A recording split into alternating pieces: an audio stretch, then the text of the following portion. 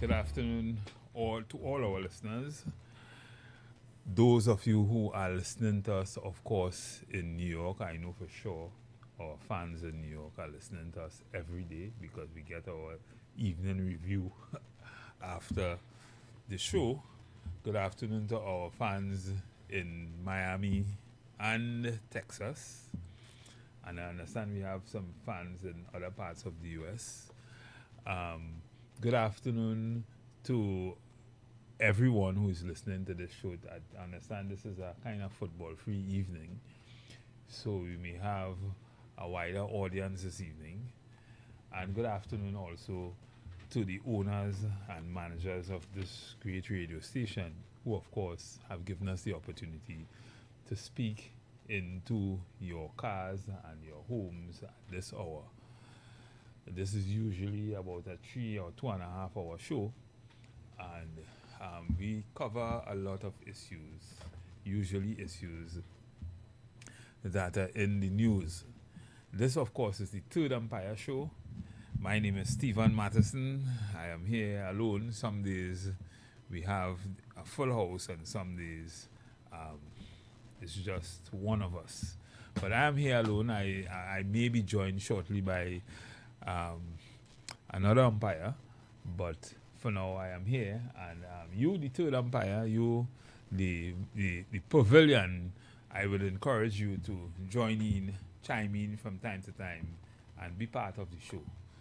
In as we, or as I, you know, look at some of the issues that are making the day's news and that have become very important to Trinidad and Tobago. So, good evening, and yes, it's nice to be here today. There are a lot of things I'm seeing in the newspapers that I would want to talk about. I would want some of them, I would want to analyze further, have some discussions on them. And in particular, I would want to pay a little attention to the Guardian's opinion in particular. And another story on page 17 of the Guardian.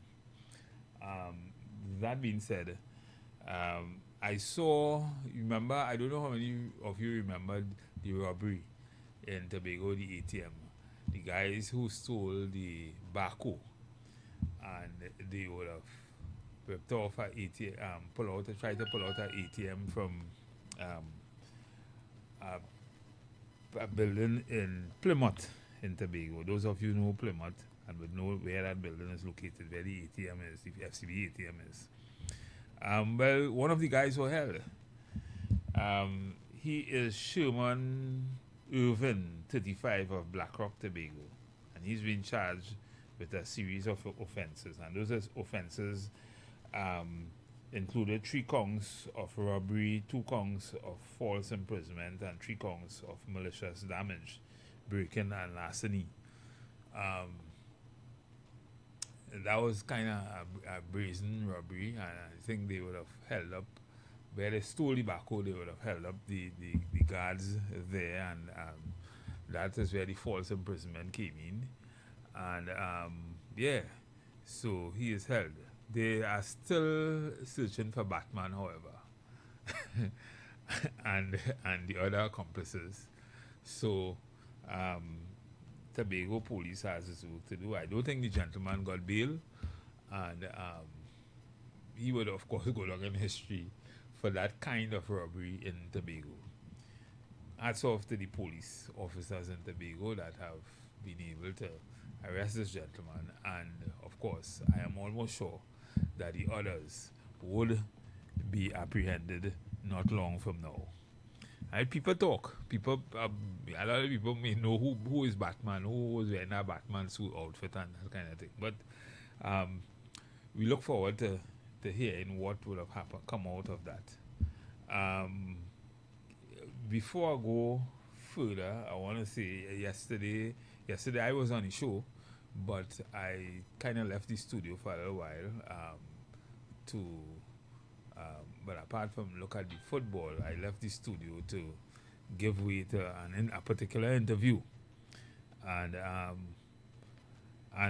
note that KFC, one of our regular callers, was calling because the day before I had promised him that I would get some information for him. KFC, if you're listening. I wasn't successful in getting on to the minister. I left a message for her, and I expect that maybe sometime later or probably tomorrow, I will talk with her actually, and I'll be able to give you some more positive information relative to your pay and the pay for the other colleagues that hasn't been paid thus far. But I don't know if you've been paid thus far, because I know the politicians listen to us from time to time, and they may have intervened thus far. But you can probably call us sometime when you get the opportunity and let us know what's happening. But I'm still working on that. It's not that I forgot you, and I wouldn't promise to do something and not do it, right?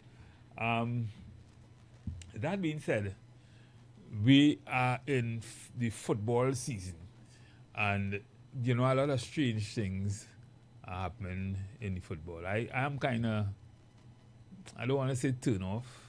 I'm not really a bandwagonist because I supported Brazil, but I also supported the African teams that would have played against Brazil, and even wanted them to beat Brazil in the football. It didn't happen, but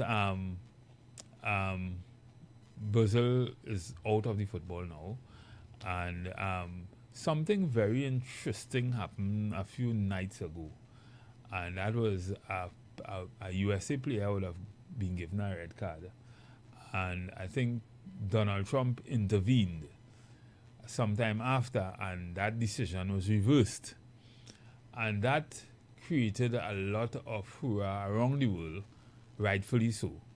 And there's an article in the Guardian that the headline of that, well, not an article, the opinion of the Guardian, the headline of that opinion is a red card for FIFA's independence, and that to me is telling, because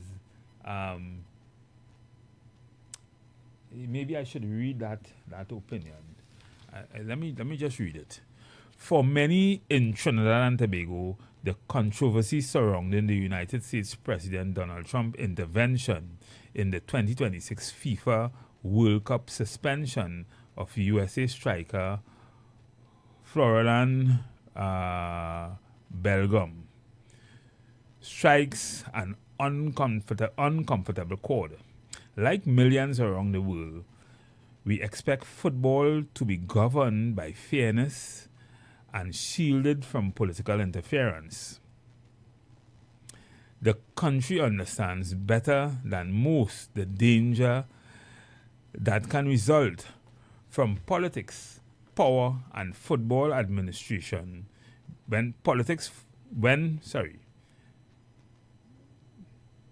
the country understands better than most the danger that can result when politics, power, and football administration becomes too closely intertwined. The scars of administrative malpractice remain part of our national story, most notably through the downfall of former FIFA Vice President and CONCACAF President Jack Warner, his resignation from FIFA in 2011 amidst corruption allegations, followed by criminal charges brought by the U.S. authorities in 2015, damaged not only FIFA's credibility, but also the reputation of Caribbean football. That history is why Trinidad and Tobago should be especially sensitive to any suggestion that political influence can alter sporting outcomes. Until now, the 2026 FIFA World Cup had represented something larger than football, against a backdrop of wars, geopolitical tensions, and growing global division, and the tournament has reminded millions that sports remain one of humanity's few common language. Supporters from nations in conflict have shared stadiums while teams have competed despite political tensions that would normally divide them. Football has been doing what politics often struggles to achieve, bringing people together. But unity depends on trust. The Bulgram affair has stricken that trust.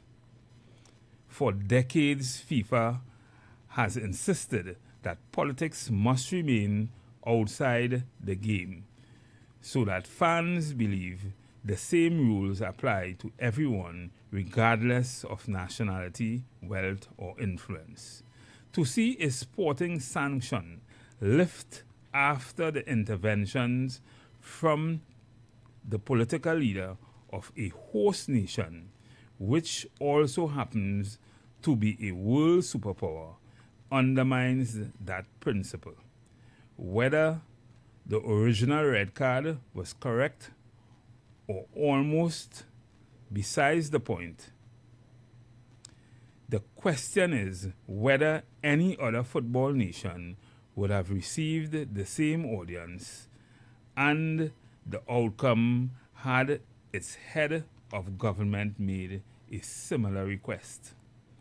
President Trump has publicly acknowledged contacting FIFA president to seek review of play or the player suspension. The reaction from around the world, from around the football world, was swift, with critics arguing that the move created the appearance of political influence over the sporting matter. FIFA, and this is one of the insertion that really caught my eye.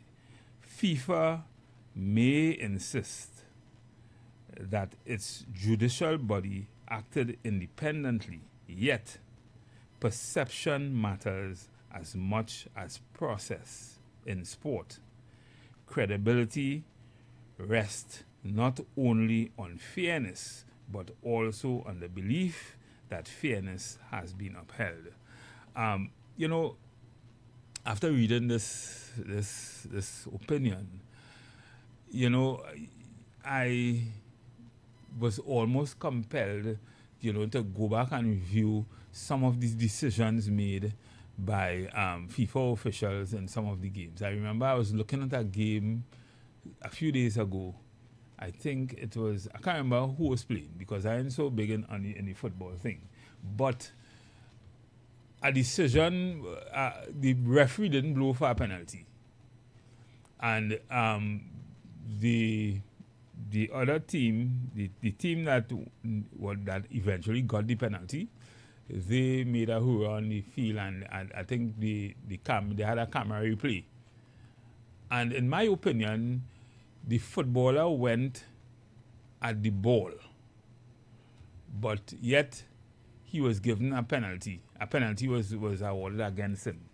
And that penalty, that goal, was the goal that made them lose the game. And I just find that to be really, really unfair.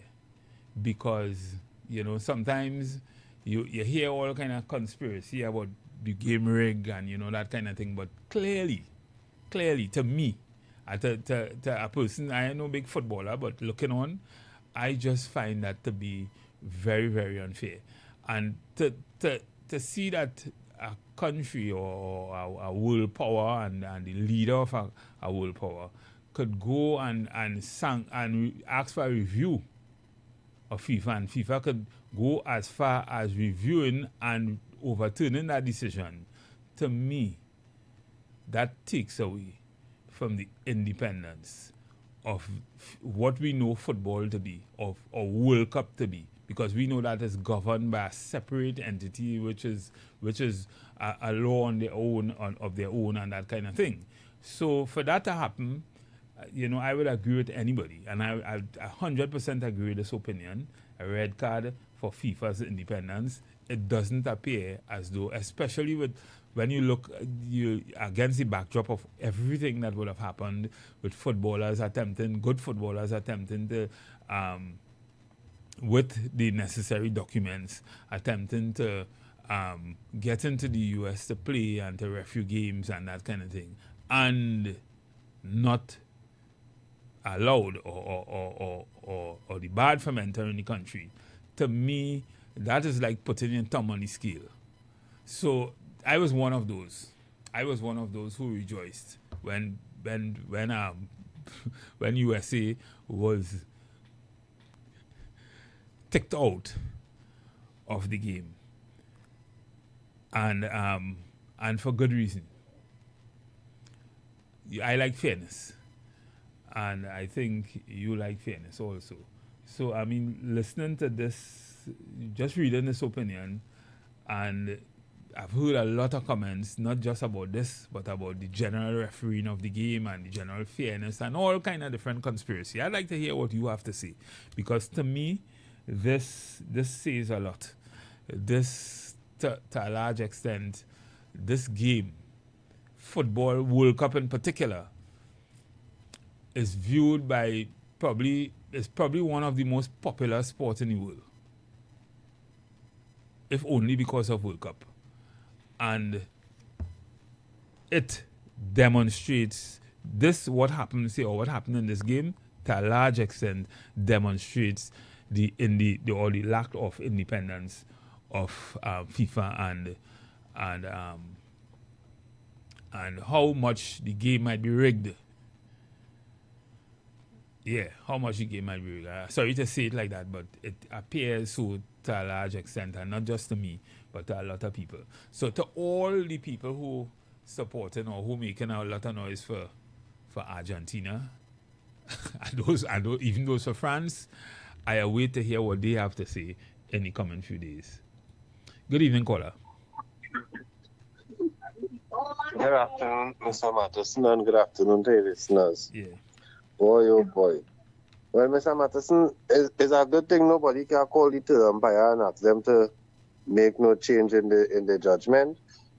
So at least we could bank on that. But more than just the phone call that Donald Trump made that resulted in all of this, I am trying to understand, right? When is this gentleman supposed to serve the missing a game, seeing that USA is out of the tournament? Is it that next World Cup he will miss a game or something? Well, to finish, pay for the penalty that. I don't know, but the thing is, that's not even. You see, is the message it sends, to me, because I understand that, but the reason I ask the question is because when you play stupid games, you win stupid prizes. So this is the kind of question that people will have to ask them based on the kind of stupidness that they allow themselves to do because Donald Trump called all you. Correct. So you better you call all you and not call it a play over the game, seeing that they get 4-1 in the behind. This case, I don't know. I don't know. It's amazing. More than the people who have power, who continue to do foolishness, Mr. Matheson, the bigger challenge the world facing is the people who supporting them. Mm-hmm. Correct. I'll leave it right. Correct. So ladies and gentlemen, I mean, right now we really engulfed in the football, and a lot is happening. A lot is being said about the football. I saw Argentina made a very daring escape yesterday. And I have to say a daring escape. But I would like to hear what you have to say about that also. Because to me, since in the days of Maradona, I find Argentina is a good side. Has always had some of the better footballers in the world. Some of the better footballers outside of Brazil. But to me, Argentina at this stage always play that kind of game where You remember, for those who listening, who knew the era of Maradona, when he would throw himself down and attract penalties and all that kind of thing. And to me, you're still seeing that kind of football taking place. Yesterday, I had the good fortune during the show to look at the game that was being played. That was Switzerland and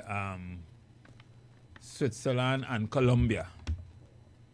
And you know, in the last half of the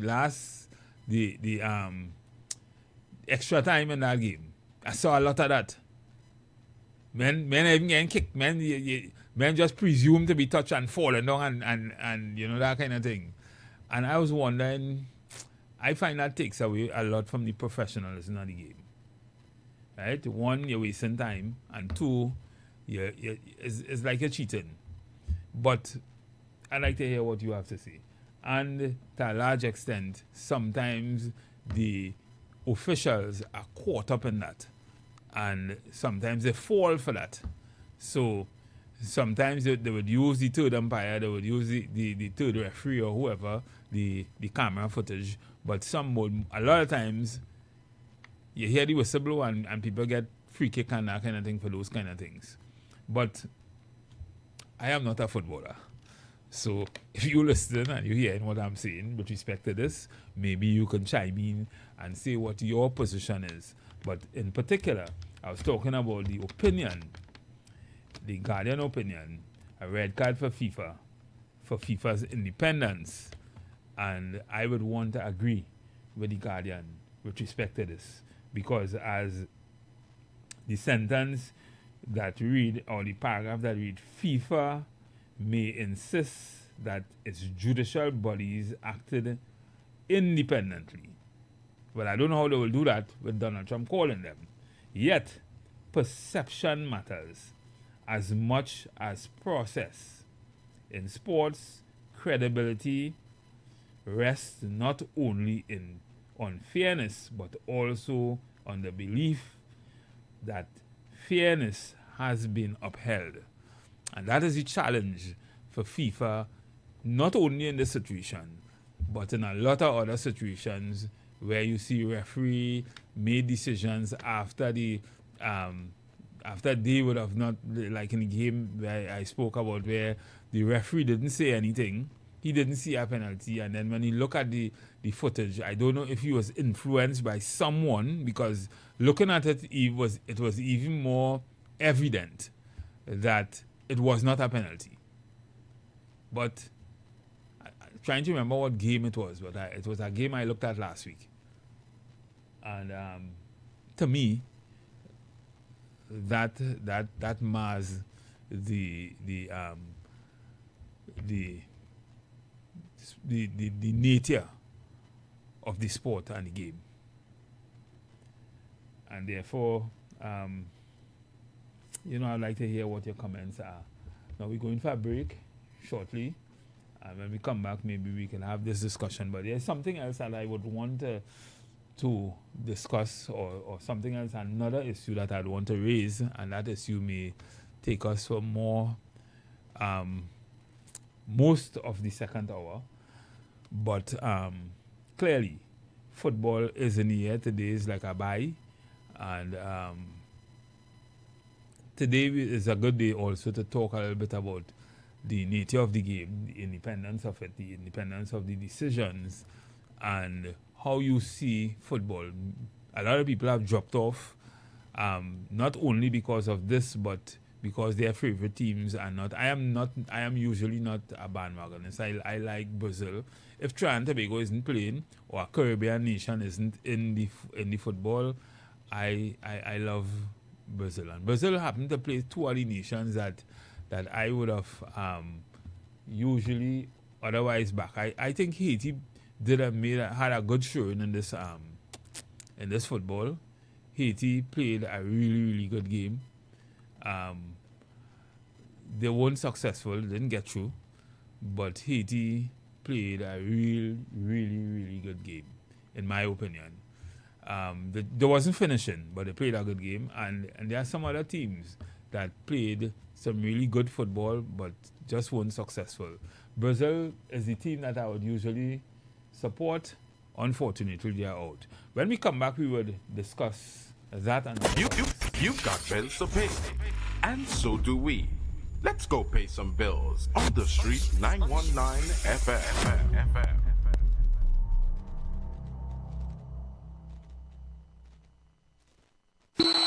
When every hand start waving, it's KFC a craving. Extra crispy or spicy, it blazing. But don't get left back, you better run down the line and grab a KFC before it's full time. When the game start kick off, fingers get lick off. Dipping popcorn chicken in 3 kinds of sauce. But careful with your tackle, keep your hand out the box or hand your red card and point to the spot. Now you dip on, you dip on, you dip on, you dip. Get your hand in the action before a ball kick. Yes, you dip on, you dip on, you dip on, you dip. Somebody bring the KFC quick, I'm telling you. Get your hands on KFC's extra crispy or spicy popcorn chicken, starting at just $35. Or grab the winning combination, 3 pieces of chicken and 4 tenders for $79.95. KFC, it's finger licking good.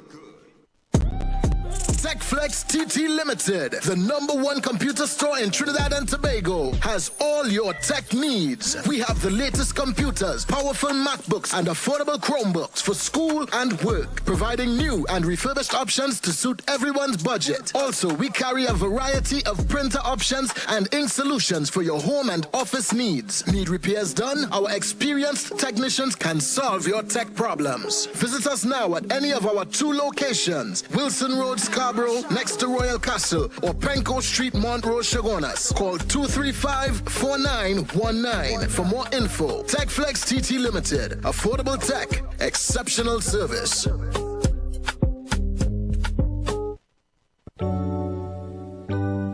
Blessings in the wonderful name of our Lord and Savior Jesus Christ. You are invited to listen to the Final Hour broadcast heard every Monday from 11 p.m. to 5 a.m. in the morning on the Street 919 FM. Hear my mom, Pastor Helen Garcia, and myself, Pastor Valentine Garcia Jr., preach the Word of God to the elderly, youth, and children. We can be contacted at 629-0113 or 623-8444. The church is located at 26 Prince Street in Port of Spain. We look forward to you joining us. God bless you.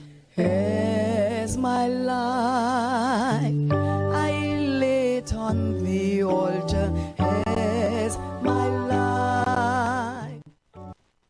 When the first whistle blows, your instincts kick in. You grab the bucket, dip, tear, share, and crunch down for every finger-licking good play. KFC popcorn chicken is back in the game, so get your hands in the action with extra crispy or spicy popcorn chicken, starting at just $35. Try it with our winning sauces and get your hands messy with the drip.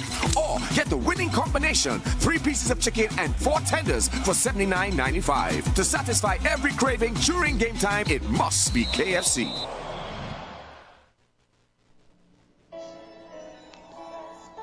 Peace of God be multiplied unto you in the precious name of our Lord and Savior Jesus Christ. This is Redemption Hour, a gospel program where God will reveal His mind to you on how to live a fulfilled life and to please Him in all areas. Join Pastor Femi Afolabi, the National Overseer of Deeper Christian Life Ministry, Trinidad and Tobago, and other seasoned ministers for a time of divine encounter as they minister and pray for you every Saturday by 9 o'clock in the morning of this station, Street FM 91.9. Our church is Deeper Life Bible Church, number 1 Cochrane Street, opposite Tunapuna Police Station, Tunapuna. The times of our services are as follows: Sunday worship service, 9 a.m., Monday Bible study, 6 p.m., Thursday revival hour, 6 p.m. The redemption hour is a life-changing moment you cannot afford to miss. For special prayer or counseling, contact Pastor Femi Afolabi on 778-9933. God bless you as you listen to this program. Jesus is Lord.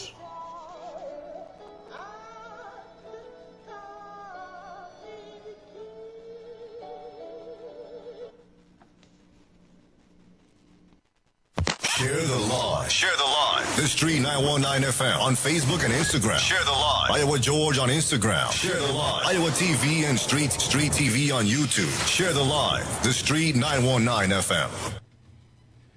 Yes, listeners, I'm back. And I don't know how many of you were listening to us. I think it was earlier on in the week when we were talking about that issue with the gentleman that went into the car that was stolen somewhere down south, and he ended up dying in the accident.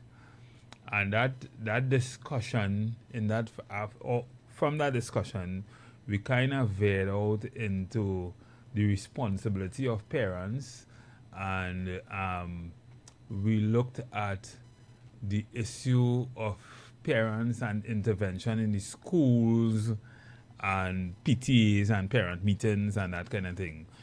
And one of the suggestions that we would have put forward was some amendments to maybe the IRA to allow for employers to give time off, at least for parents who have, or mothers, I should say, who are working and have children of school age in school and needing to go to attend meetings in school, either parent meetings or PTA meetings and that kind of thing. And we did discuss that. I didn't put it out there to hear what you have to say about that particular kind of leave. But the reason why I brought that back up is because I read an article in The Guardian today. It is on page 17, menstrual leave, right? And it talks about the Green Party, UK's Green Party's proposal to introduce paid menstrual leave for women experiencing debilitating menstrual symptoms. And that, of course, is an issue. And I will tell you why, I'm going to provide a nexus between both of them in trying to be good, because we see things a lot different. We see things the same way. There are a lot of people who would agree that women should get menstrual leave. Some women really do experience some really horrific symptoms during period. Right? Some women experience nausea, some women experience severe belly pains, some women experience severe migraines, some women have some serious mood swings, some women could kill you. It's like that. It's really, and while some other persons may just have mild discomfort and that kind of thing during menstrual, during period. A lot of women in Trinidad and Tobago do suffer a lot. The challenge here is, and maybe I should put that question out, should we as a society introduce menstrual leave to assist women who may have that kind of experience during periods? And that is also against the backdrop of what we spoke about with leave for parents who have children, because I know what the next question might be, because this straddles to a large extent on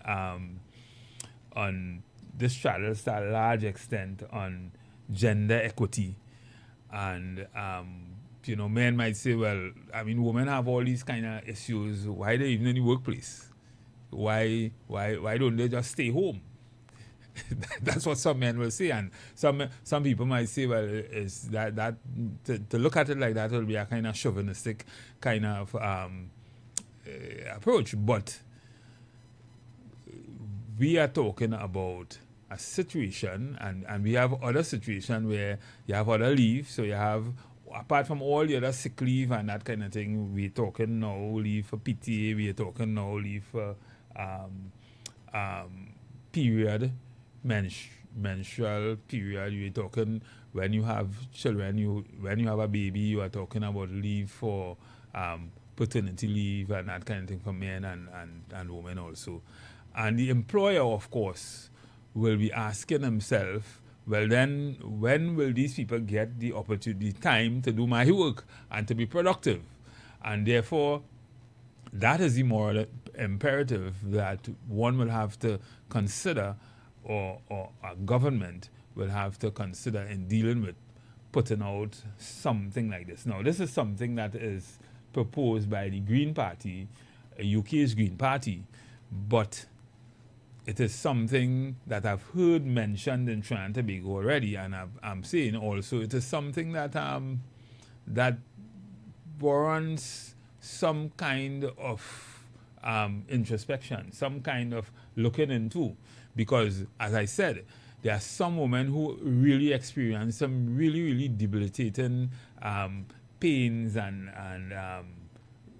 gynecological situation that would require them or render them unable to work during that period. And this is an article by Dr. Vanessa Henry, a consultant gynecological oncologist.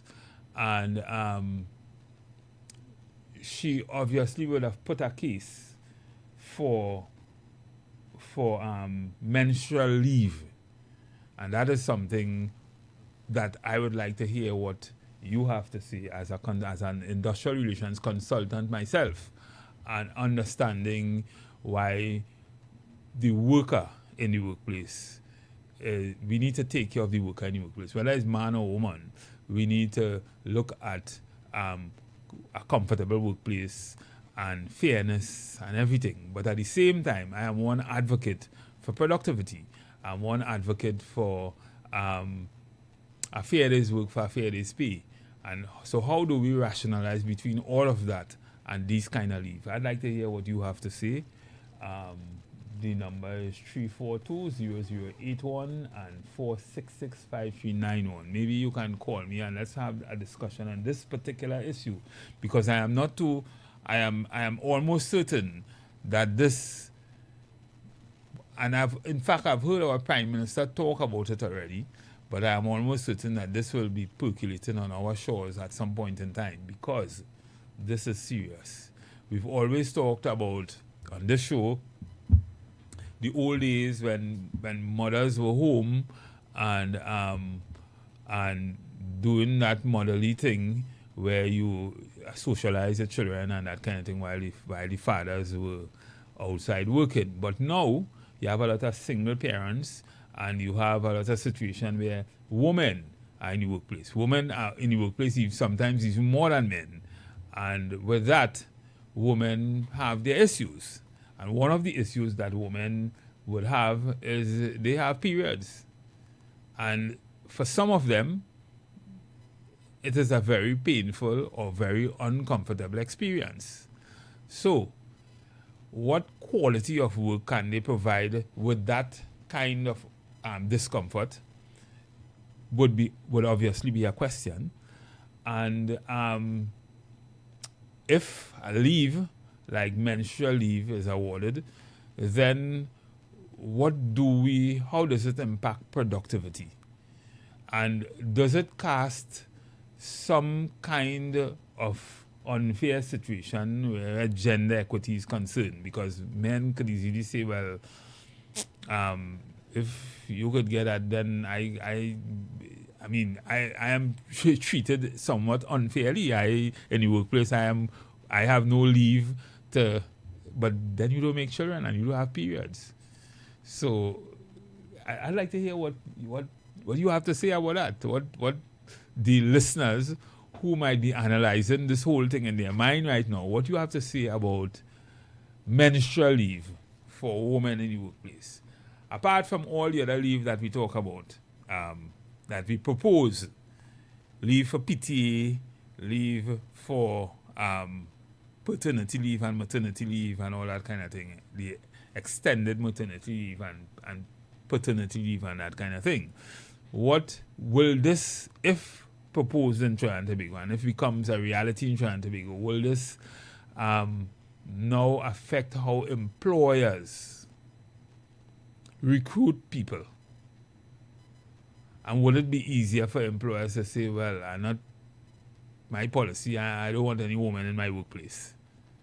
because those are sometimes the reality of decisions like these, right?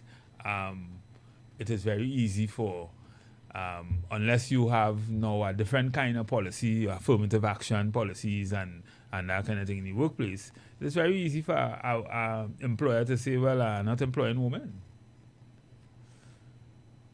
Because they may have these kind of issues, or are not employing women of a particular age because they may have these kind of issues. I'm just saying, these are things that as a society that is growing and becoming more modern and seeing these things outside in the more developed world, could certainly or will certainly be thinking about as introducing policies in the workplace that would make the workplace more comfortable for workers and for people to be more productive. Will it make the workplace more productive? And these are the questions that I would want to hear what you have to say as the pavilion on these issues. And will, of course, this government putting into place legislation or enacting legislation to assist with these things or to augment the kind of situation that are facing in the workplace with respect to these things, how would that sit with you should that happen here? Because I know right now the government is tinkering with some legislation and it may redound to legislation like these, because the Prime Minister did talk about this kind of thing already. And it is something worth looking at. So I'd want to hear what you have to say. Call us on 342-0081 or 466-5391. Let's hear what you have to say. Menstrual leave. A proposal by the UK's Green Party. What do you have to say? Obviously, a lot of women experience some great, massive, or I should say, debilitating discomfort around period, and sometimes it renders them inoperable to even go to work. Sometimes it's hard. I knew someone who, around period time, real headaches. Let me take this call. KFC, good evening. How are you? KFC. Hello, good afternoon, Marcuson. Good afternoon. Marcuson. Yeah. I am man to do my homework. And my team meeting and there are no shift friends. You know why me getting pay? Why? I not on the payroll. Me and two soldiers went down there. Went down Kenton, just hiding that from me. So we getting up all kind of 5 in the morning, 4 in the morning, I'm going out there. We not on the payroll. Okay. So the supervisor was to tell me that when I get all the correct information, I send it to my foreman. He knows that in a voice note and saying that. So he not doing the work we're supposed to be doing, and giving thousands of people on the breadline, their family to see about, their rent to pay. But so you're not going out and what kind of matter is that? So we're not on the payroll. So when we getting paid, and we contract paper, we have everything. KFC, you just have a period? Oh. Huh? If I have a period? Yeah. You can see all kind of thing. Your bread, butter, who feels it, knows it. Oh God, listen to me now. I just asked because I know that's where we're talking today, right? But listen, you see that. Well, you come and all the come to talk, when you come to talk and deal with the real issues. But I don't understand going over this radio station. You know, look yesterday, I called the station, you call it plane and take my call battery asking how I got the deployment. I'm let know how I got the deployment. But it was online in the ministry and local government. I sent up online. I went down to the borough. Sugarland's borough, them in charge of over all of the work. Then come and supervising the work and make sure the work go on. But the work under the borough, under the ministry, I not that. With some of my plan, them and all, I want to hear the truth. Nobody can silence me. Because when I was ponging the piano for the last 9 years, they didn't like it here. But KFC. Because they're getting opportunities now. I'm glad for them. KFC, the last day we were talking about this, right? I did tell you I would call the minister and I would find out about. But you call the minister, I call him. You go to call the minister. You know, I send the number to an individual. You know, you should answer the minister getting the minister player they're not getting involved and thinking that. So 1,000 people in the breadline suffering. All the people people cheering out there. When people come out and talk, all the time you don't come and talk. Yeah, but KFC. And trying to style and talk and thinking all this thing for all the supper, all the getting all the bone. I know what's going on. I is KFC. I just go there and get it. KFC, in the right way. Let me tell you this. The last day I was asking you if you know why you're not getting pay. Because it's not normal just now, let me finish. It's not normal to be working for 3 months and ain't get pay and you can't find out why you're not getting pay. So now you're saying why you're not getting pay. Right? Now you're saying that you're not telling you why. I went down Kent House today and meet up at a nice woman there and she came to the higher heads and she called the woman who in charge of the program and she take the information. So why they wasn't telling you that all the time? So I do my proper investigation. I went to accounts. They say we not on the payroll. So why they didn't tell you that all the time? That's the question. That I was trying to tell you that coordinators come along supervising the work and they're not telling the workers and them that. You know everything should not come out. The supervisor said a voice don't know. Bombshell. Bless. Alright. Yeah, that's unfortunate. If you're not getting paid after the first month, you didn't get paid after the first month, somebody should tell you why you didn't get paid. I mean, you have bills to pay, you have things to do, and if you didn't get paid, somebody should be telling you why you didn't get paid. It's strange that happened. Good evening, caller.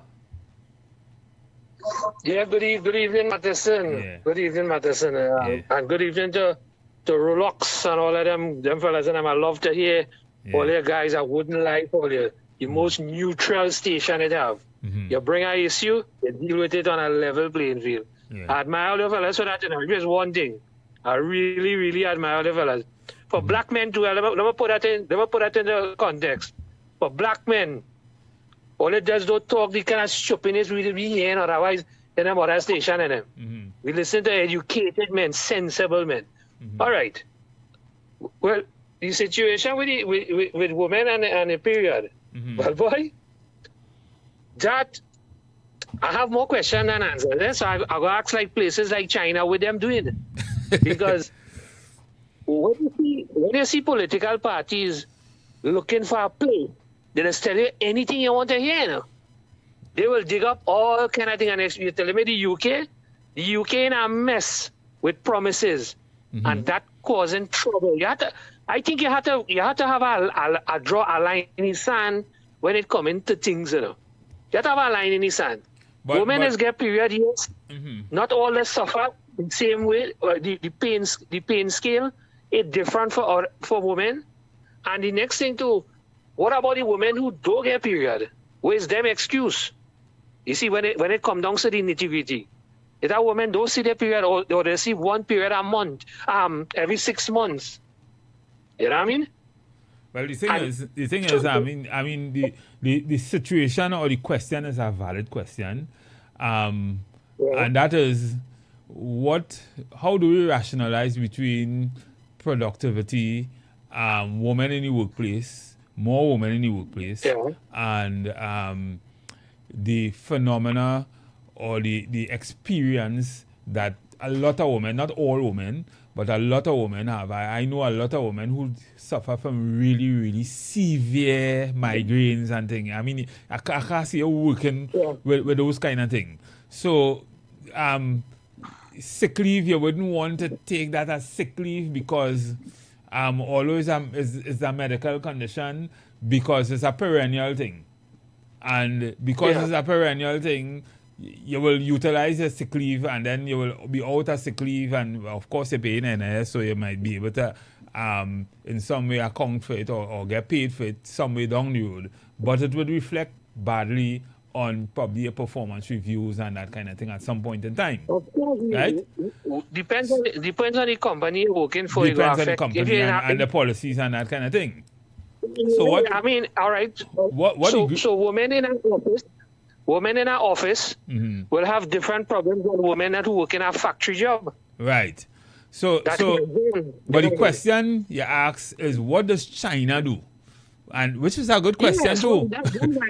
Which is a good question too. But I think the for the most part, the system in China is a little different. I don't think people work in the same way we work in Trinidad. Or in this part of the world. I don't think they have a more kind of factory kind of setting, meaning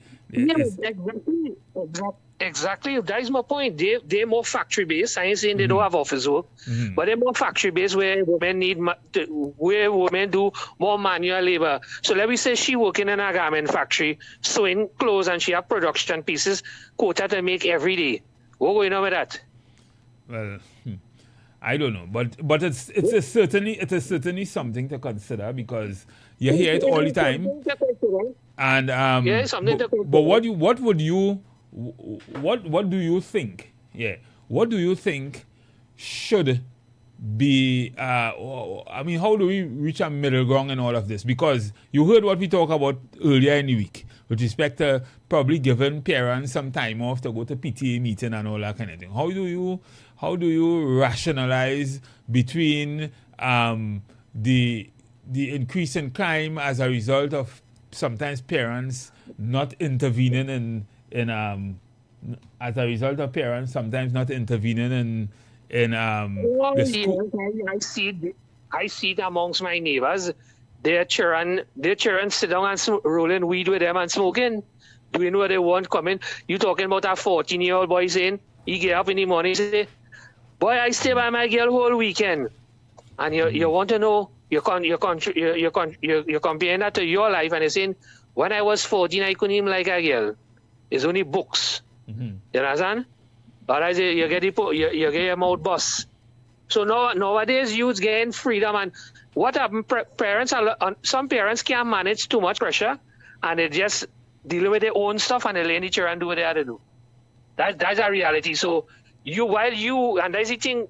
This come back to prestige school and private school and public school, and you don't want your bright child in a classroom of hyenas. You understand? So what I'm mothballing this whole thing, this subject with period and children and parenting and workplace, and we are mothballing this is we are not a disciplined society, sir. And we have a long way to go to implement stuff. That's why when they bring out a law, you see men breaking it the next day, and we don't implement it. We don't have the discipline of our Japanese culture. So we look at Japanese, the place pristine and perfect. But why we watching that? I feel the KFC box out the window. Normal, and if you're bracy, you could get a gunshot. So we far from that. We're primitive when you compare it to the rest of the world. We have some pockets the gated communities try to live the ha-ha life and try to, but deep down inside, when they leave that gated community, they litter in by the beach and they litter in by the river.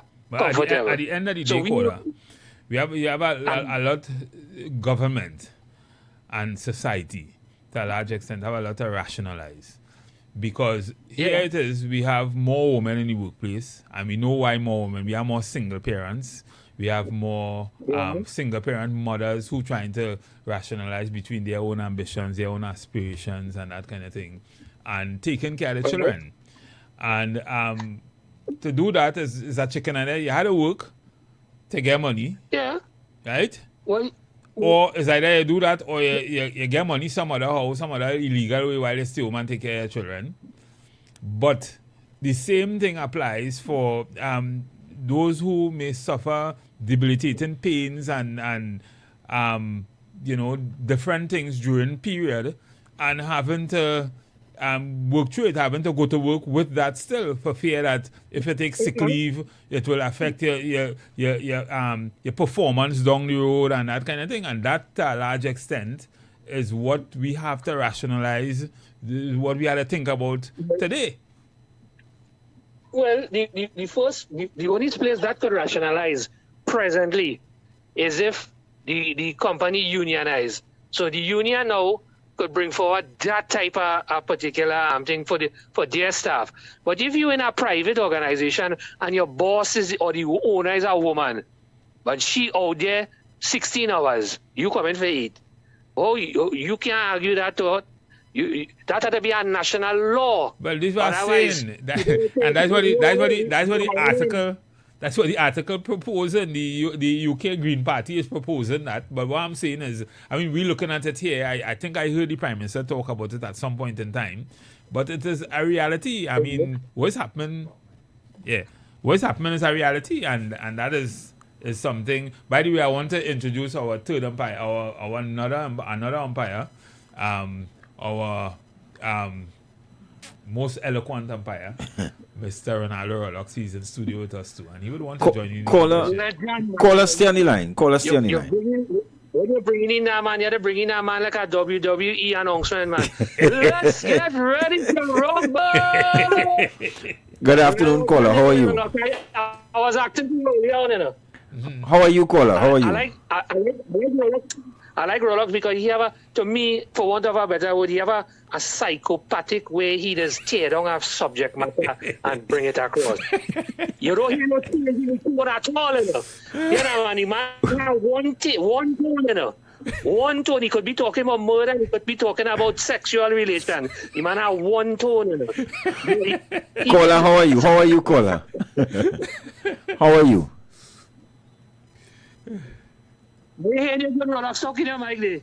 Caller, how are you? You're not hearing me? I was asking for you early on, man. You could ask senior. So as I call in, I say, where Rolex? Well, I want to jump in this conversation because this is a topic which is very progressive. And equality, I don't see the word pertaining. I think I rather the word equity, but I do understand how gender issues affect certain sectors and demographics. So I will tell you. So let me share some statistics with you.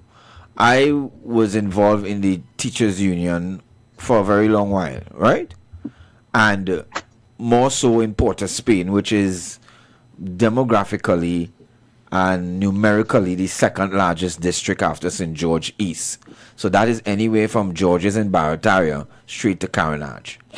And at my level, I found that there was a preponderance of a particular type of leave being accessed by teachers. And I thought it very strange, you know? But when I look at the statistics, it will show me that maybe in a teaching service of about, let's say, 14,000 workers, we have 10,000 women. Now, you don't have 10,000 women anywhere in any sector in Trinidad. You don't have 10,000 nurses. Let's start there. So the gender demographic there is very high. And therefore, certain types of illnesses, for instance, that has serious implications for pregnancy. Let's say that, and postpartum. Those things are not experienced by men. So in male-dominated sectors, you will not find those type of leaves accessed as frequently. We don't have those issues. We don't have complications due to pregnancy, which is after you leave. We're talking about after you leave. And certain types of cancer, cervical cancer and other things. I saw those things coming up rapidly in terms of leave being accessed. And those things, as you would suspect, go beyond your normal 14 days sick and 14 days occasional. So we're talking about extended sick leave. Then I understood how gender affects leave in a particular sector. Now here are the implications of that for maybe what we will say productivity. When a bank worker stays home, you get an ex-bank worker to replace them and we shuffle. If a teacher stays home, there are 20-something children or 30-something children left to be taught for the day. And in primary schools, it's a little even different in primary schools because of how they are organized as not like secondary schools where you could just find somebody to fit in. So on any given day, you will find certain types of leave being accessed in the teaching service that one might say is an abuse of leave. But you have to understand that if you have 10,000 women plus in a sector, how many of them might be parents? And parents, as you know, take leave even when they're not sick. Because when your baby sick, it's no baby leave, you know. When your child sick and you have to go to the children's hospital, you have to stay with the child first to begin. You have to sleep over. Good. But there's no leave to cover that. You're not really sick per se, but you have to access leave sometimes beyond. So progressive types of leave is something that we really have to consider seriously. It will be more productive that way. And because you're on leave doesn't mean that you don't work, because remember we have asynchronous work now, you know. So that is not really a hurdle in once we have where we were supposed to survive the COVID and gone away from the blackboard, but we gone back there. But really and truly, that is not a hindrance. But if this article does one thing, it points out how important gender issues are in terms of work in the workplace and things that we take for granted. And me being a male, right, when I was in the position I was, these things were new to me. But I was just seeing the leave because those leave, their leave was above the threshold. So I was saying, but why is this happening? What are the peculiarities of the sector that sees these things being, and obviously you have more serious things like breast cancer. You don't really get that in males, so, and all these different types of cancer, which is very prevalent in Trinidad and Tobago especially. You find those things being very, very high in this service. Good? But in particular, that menstrual periods, there is some women really across the board. Suffer, and across the board. Some women really suffer. Some are normal. Pain. You would never know. And I guess I learned this in my old age. But some are unable to walk. Yeah. Some get migraines too. Yeah. And if we don't want to have an excuse for high violence in work, we might consider that too. Because some are affected differently. Yes, correct. They're irritable, and so it is really, really something. Go ahead, caller. Sorry to cut you, but would transgender men solve this issue? I mean, they don't want to period or they wouldn't get breast cancer. Well, solve is not the issue. They will complicate the issue, because how do you apply? They might have phantom periods, and I could understand that part. Yeah. They might have phantom periods, and you might have to work with that. But generally, transgender men would fill a female void. Yeah. I just joking here. I know. I have to go, guys. But yes. I want to mention something where Senior Madison was talking about at the beginning of the program, and he was talking about the football. But I'm not footballer myself, but I'm a person who observe sequence of events. And you would see that the Jews have a serious pull in the FIFA. When you see Trump could make a phone call, and you're seeing what Messi doing, Messi's a Jew. I want to tie in all of this. You look at signs and you see the dots connecting. The Jews, they have plenty. I want to tell you, I look at some programs. When the average person sit down home watching this football, the big boys and them in Las Vegas betting $1 and $2 and $3 million on a goal, on a penalty shot. So it's a lot of money. It's billions upon billions of dollars. Some of these tickets selling for a stadium seat is $100,000, $50,000 for a seat. So and then so this thing have a pull in it, and Trump sell it out by calling. He make his first call as a Jew on behalf of the Jews. Then Messi is a Jew. If plenty of people don't know that, Messi is a Jew. You see the madness, you see the replay, you see men again, and according to Madison, They're falling down. They're doing all kind of madness. Well, caller, They have no rhyme. you have put a religious analysis on it, but I will beg to go on the other slant because I think they're both related. Football, as far back as we know it, especially international football, has always been about big business. We have been playing sport and running down behind a ball and stuff, but this is big business all over the world. And in defense of Mr. Trump has done publicly what many people do privately, you know. He is the just type of person. He will talk about it. That's the problem with him. Others will call quiet, and say, well, boss, relook this. Trump is going to tweet it and get everybody in trouble. But it is about big business, and it tells you... Yes, no problem. Have a good evening. Yes, have a good evening. It tells you where we are in the world as a developing country.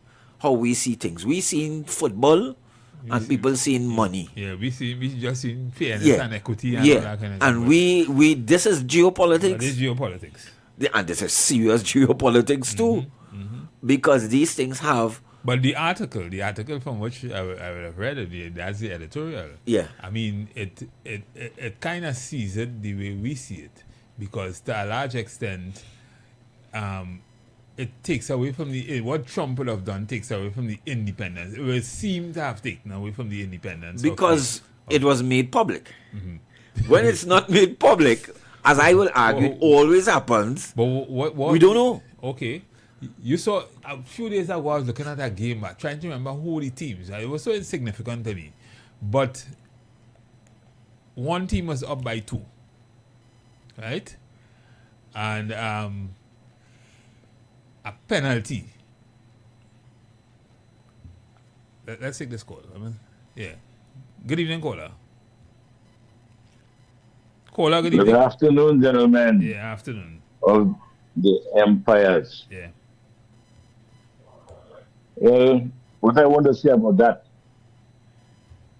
I ain't watch that game. And I know I love soccer, I play that. And as soon as I'm a renowned African, let me say that. You understand? I dropped the descendant and I dropped the descendant. Everyone that I'm African and understood. Right? The minute they banned that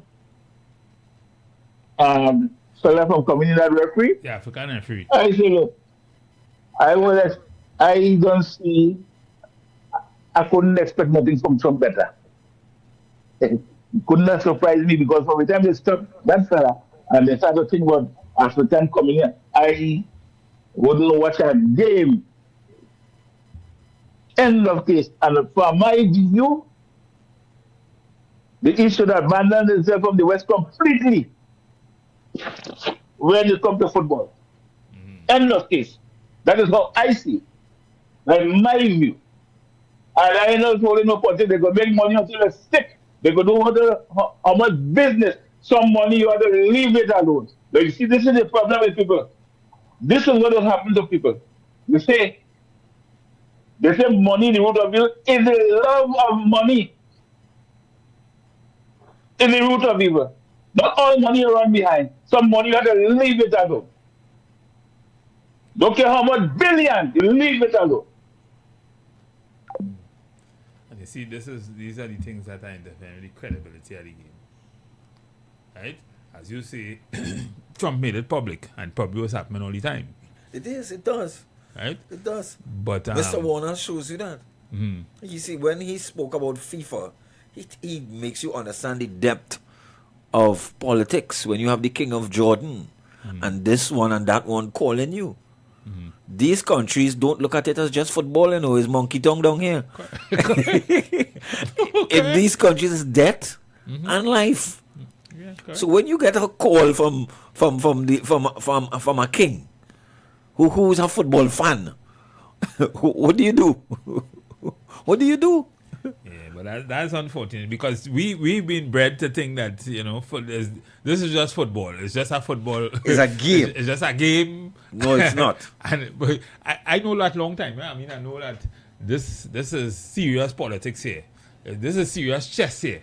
But to a large extent, we still see it as a game, and a lot of people, I don't want to say they are fooled, we are engrossed by sometimes the game and the skill of the players and that kind of thing, but to a large extent, this has a lot of geopolitics, and otherwise... Remember when we're talking about sport, and we take sometimes that attitude towards it, it's just sports, it's just for fun. This is life and death.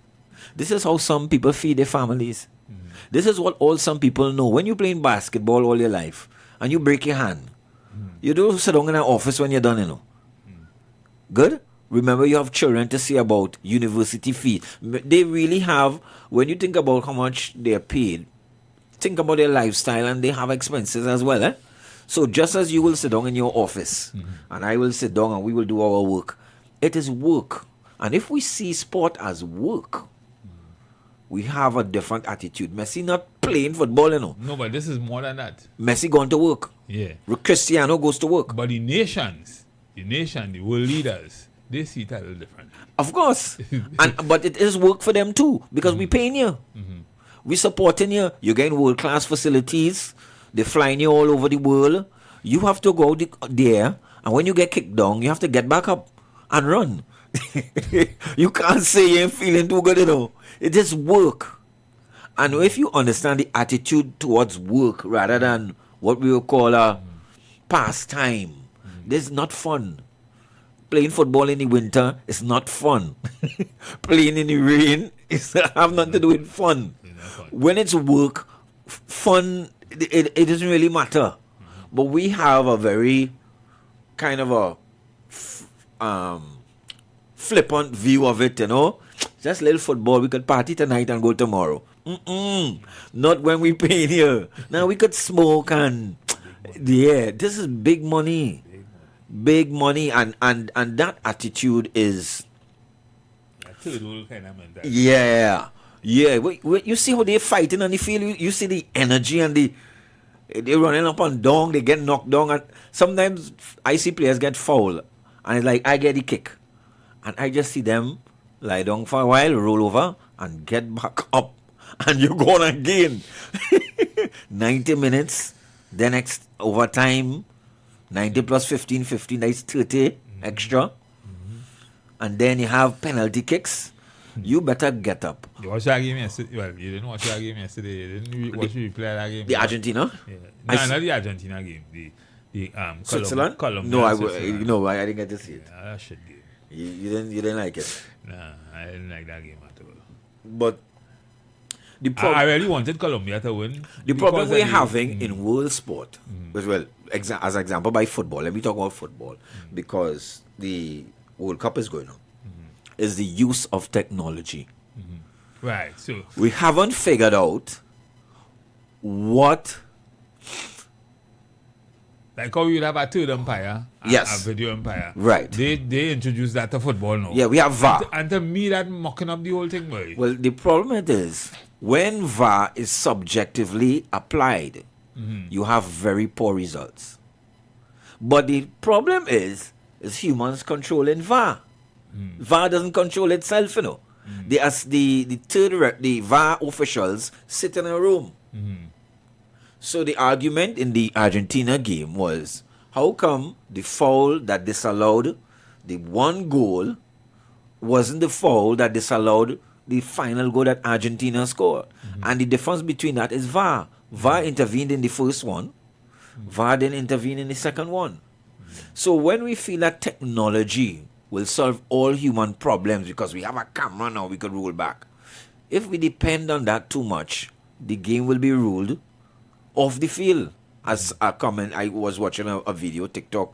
The guy said, well, we don't need a referee no more because we have cameras. We could roll it back and say, oh, let's stop. Go back so. Go back down so. When do we apply the technology and when we disapply the technology is the problem. And that is the same problem we are having with AI. That is the same. So AI is really not the problem. It's the use. It's use of it. Good? Because if you don't use it consistently, then the rules change.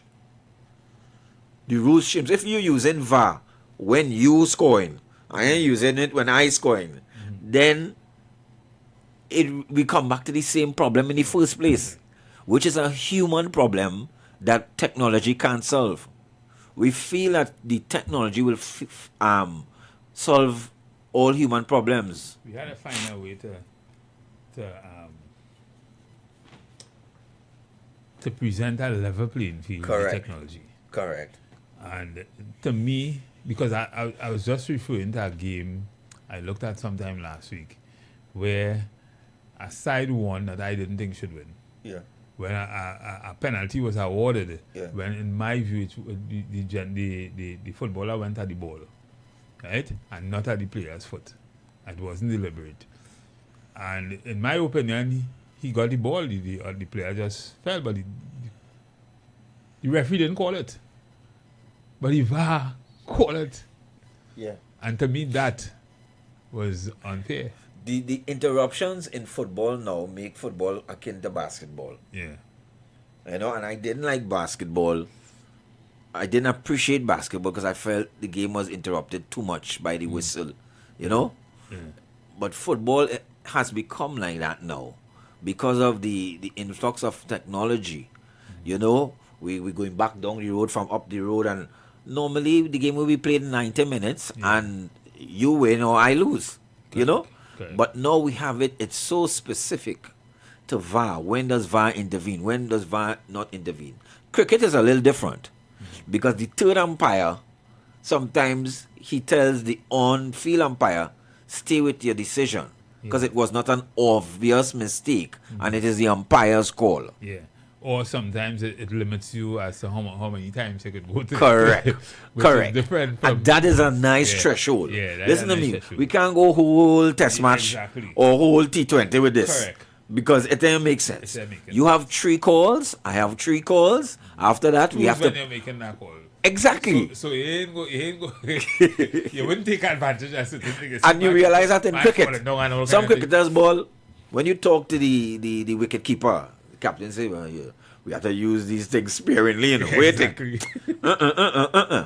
So the game is not hindered. Yeah. But when we fail to use technology in the right way, technology does not help us overcome ethical issues. So it had started creeping in the last World Cup, but now to me it is very, very, very prevalent. Yeah. And that creating some problem. To me, as you say, that it kind of slowing down the game. It's making the game less interesting. It's making the game more adversarial. Because people off the field control the game, and that's the argument. Yeah. I can understand ball going over the line technology, because sometimes you can't see that with your naked eye. The referee didn't see the ball went out. The VAR will tell you it went out. Good. So you have the ball now with all sorts of chips in it that will send a signal. That is healthy. Good, because that helps the referee. But some things you don't see, some things you see. That has always been the nature of football. As a matter of fact, that's what made it football. You stand up on the wall, so what? You get an elbow. Because remember, football at the end of the day is a contact sport. It is, It is a contact sport. Listen, I was talking earlier on. In the days of Maradona, hands of God. Hands of God. You remember that, boy? Of course. He would put in a goal. England hate him. Yeah. And he would throw himself down and that kind of thing. And get a penalty for that. I still seeing that they're trying to infuse that kind of thing. And yesterday I looked at that game yesterday with Colombia and Sweden.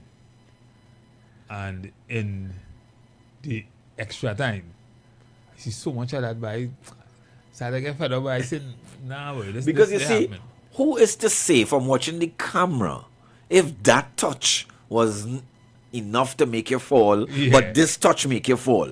That's a very subjective thing, and that could lead to a very absurd result. Now, if we have all this controversy with the technology, then does it really help, or does it deepen the problem?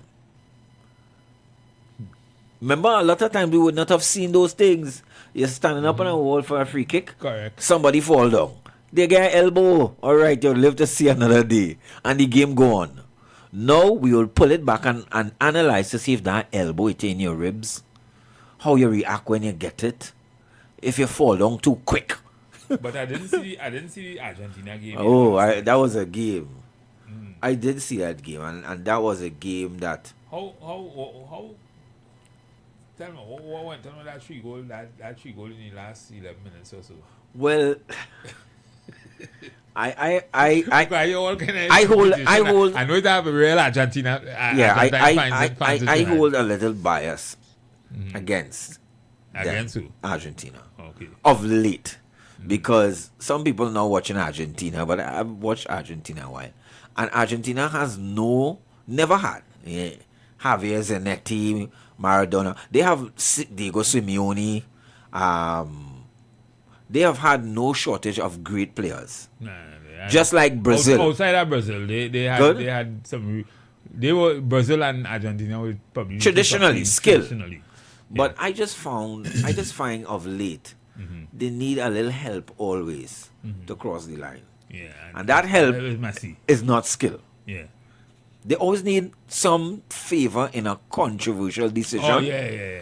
To push them over. But to me, that's always been so, you know. I mean, I used to watch, especially Maradona. Maradona was the king of that. The king of that. Yeah. But now, to me, like, it's so prevalent. But I mean, it is almost as if they're losing. People feel they should not lose. You know? Like a good side can't lose. And that will change the game. If you find a good side, and Brazil doesn't have that luck, you know. When you hold Brazil, it just get them good. And just lick the wounds and go home. Yeah. They do not, in my view, I don't see them having benefited from any I telling somebody yesterday. Yeah. After I look at that Colombia game, I mean, them fellas show you so much a goal, eh? But after I look at that game, I say, nah, you see, in the 90s, them couldn't play that kind of game and go home. No. They couldn't go back home. No. Because in the days of Ramos and them. Yeah. That's what I'm saying. We having fun. We could lose and go home and boast, but you nearly score. Them couldn't do that. They can't do that. They can't do that. So it just goes to show you. Pablo Escobar and them fellas and them because them fellas and them have big money and them kind of game. There are a lot of things happening in the world and the world around us that we take for granted. Because we live in the tropics and Trinidad is a paradise. But what they say is was joke for schoolboy. It's dead for crapo. It's dead for crapo. Good.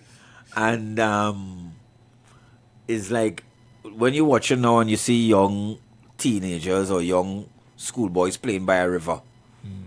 You ball, boy, how they go do that? And you're balling and you're shouting, but you remember your days. You play by plenty river. But playing by a river now is death. It's death. But it was always death. But at that time, you didn't see it. I remember falling track in river and going all over the place. Leaving school, leaving St. Dominic's and end up by the Catholic Church. Falling in a river. And we going and hiding from Zanji and all kind of thing. But that is a serious life thing. Yeah. That a serious thing in it. Worse yet today when children are disappearing and people are harming kids. It is really, really, really different. So technology has not solved all our ethical issues. Because the problem is humans still decide on when or to use the technology. And once that element is introduced, there will be subjectivity and bias. Correct. Because we're using the technology for this, we're not using it for that. And it is something that we have to deal with. Because we somehow feel that technology is the answer to all human sin. But it will still have biased people, it will still have... And AI now is... Well, AI takes it to a different level. But after the break, I wanted to look at... I've seen some ads out for recruiting in the Army, Coast Guard and Air Guard. And I look at the thresholds. Remember we talking about what they're asking for? Yeah. And I didn't look at the thresholds, but I did see the ads. And it reminded me of a number of things we were talking about. Correct. On this program before. So we want to just have a discussion on that with the pavilion when we return. You know, about what are we looking for from a professional point of view, HR, and otherwise, you know. You want to talk about the need for the strategy and how we recruit. Yeah. What are we looking for? What kind of how we get this person? We just take this person with the passes, put them in the barracks at a course, and voila. Why is it not a path from a long time before? Correct. From long time, you know what to go after. So, like in Jamaica and these places. After the break, on the third umpire, join us. You've got bills to pay, and so do we. Let's go pay some bills on the street 919 FM.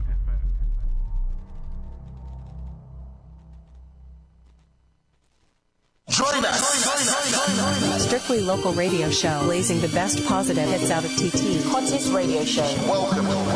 You are now locked in. Every Saturday, 6 to 8 p.m., blazing the very best in Trinbago music and more, sending the heartbeat of the Twin Islands straight to the world. This service is a massive communication product that aims to provide a new media platform for local TT entrepreneurs. You're now locked into one of the hottest radio shows. Send us your voice notes or call in live and rep your district.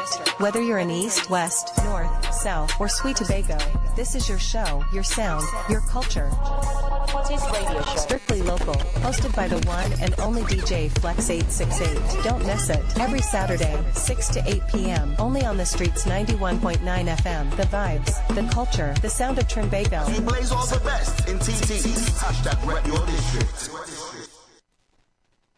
Share the live. Share the live. The Street 919 FM on Facebook and Instagram. Share the live. Iowa George on Instagram. Share the live. Iowa TV and Street TV on YouTube. Share the live. The Street 919 FM.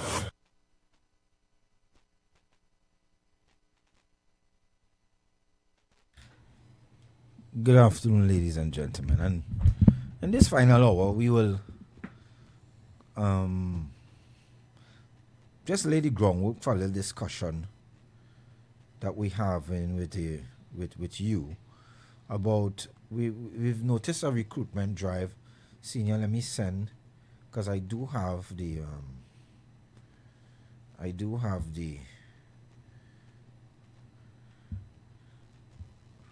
recruitment list and objectives on my phone. Okay, so I've just sent it there to you. You see, we have enlisted career opportunities in the Trinidad and Tobago Regiment. We have it in the Coast Guard. I saw one for the Air Guard as well. I think I was seeing that somewhere. And I think I saw one for the police service as well. If I'm not mistaken, I will check. Yes, this one is for the police service, but I think this one is scheduled to happen next year. And I saw it for the Air Guard. And I was just looking briefly at what they were asking for in terms of matriculation. And I was happy to see certain things. So, for instance, I was happy to see the demand for the CVQ qualification, which is equivalent to Tech Voc in schools. It's called CVQ now for trade in the areas of, for instance, electrician and mechanic and plumber in the service. Now, I don't know how connected these agencies are with the teaching service or with the education ministry to understand, and I think that is the type of analysis we need. Are these types of qualifications readily available and in what quantities? Otherwise, you will be missing the bus. So I could tell you that there's a dearth of technical teachers and professionals in the teaching service as it stands, which equates to a dearth of male teachers. Because traditionally, The plumbing teacher, the electrical teacher, the carpentry, masonry teacher were men, and the clothing and textile and cosmetology are female, right? So I could say, from what I have observed, without getting into the empirics, that these things are not as available as 10, 15 years ago. For some schools, many schools, they don't have the department anymore. For many schools, they don't have the teachers anymore, because long ago, these were the tradesmen of yesteryear who did not pursue a particular type of academics. Now the employer has taken a stand to ask for certain type of academic qualifications to go further, Correct. which is of no interest. But which would have pervaded the matriculation process. Yeah. To get into. Yeah. No, well, it was not. The problem was, and maybe I'm speaking here from a position of knowing about particular situations that we dealt with in tutor. The position was, when you accepted them in the teaching service, they did not have the qualification. Oh, all right. You mean the maths and English? Yes, you didn't. Because they were tradesmen, good in their trade, you wanted them to do the plumbing, the masonry, the carpentry, etc. Because they had other types of skills. Good? However, as things change, you're telling them to get promoted or to become permanent, you need maths. CXE maths. Now, I remember speaking to a teacher who said to me, I think he went MIC, right? He was saying that he lectures in pneumatics. I asked him what pneumatics is. He says it's maths for machines. When you cut in things, steel, and that type of math. Good? He wanted to teach, but I asked him for CXE maths. He didn't do CXE math. And he teaches higher level math, if you understand what he does. Good? So there was a barrier. No, the thing is, more targeted maths for the correct, because we have an obsession with things that we know, and we have a bias against things that we don't know. Correct. Especially in terms of work and development, and if we had a chance, everybody would be a dentist here. Everybody would be a dentist. There are things that we know of. Oh, you have to do this, you have to do that. Yeah, you have to do law, do this and that. But there's a dearth of these professionals in the teaching service, which means I don't know how many of the youths are matriculating with this type of qualification coming out the system. That's the first issue. The next issue is that, in my view, and this is just a view, this is not anybody else's view, I find the bar a little too low. Because there are youths who do particularly well. So for me, as much as you want, now somebody told me that if they ask for 5 O-levels, they wouldn't have nobody. I said, but that's not true. There are youths out here with 5 O-levels. I think we could raise the bar. I think we could challenge them. The problem is that you mean they're getting the police and that kind of thing? Some of these things are asking for 3. And I'm saying 5 is not a bad number. But somebody tell me if they ask for 5, they wouldn't get plenty people. Well, I don't think so. Well, and here what happened. One of the first things in recruitment that one has to understand is that when you're recruiting people based on a strategy. In this case, you're recruiting police officers based on where you want to go as a police service, what kind of problems you want to solve in society, and therefore what skill sets you would need, where you want to train people. Now, if, like in Jamaica, you have people going to school, there's a school to learn to become a security officer. Yeah. Right? So security officers are professionals. It's a profession. If you outside of that in Trinidad and Tobago, then you would have to recruit police officers, you would have to recruit soldiers and whatever on the basis of a strategy where you want to go, a plan.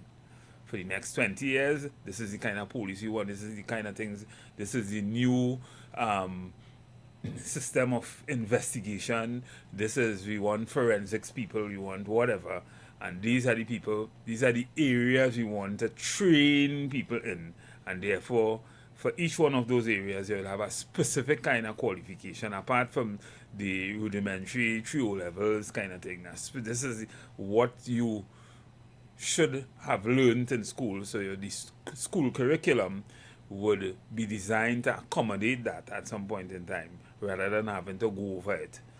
And that is how I see it.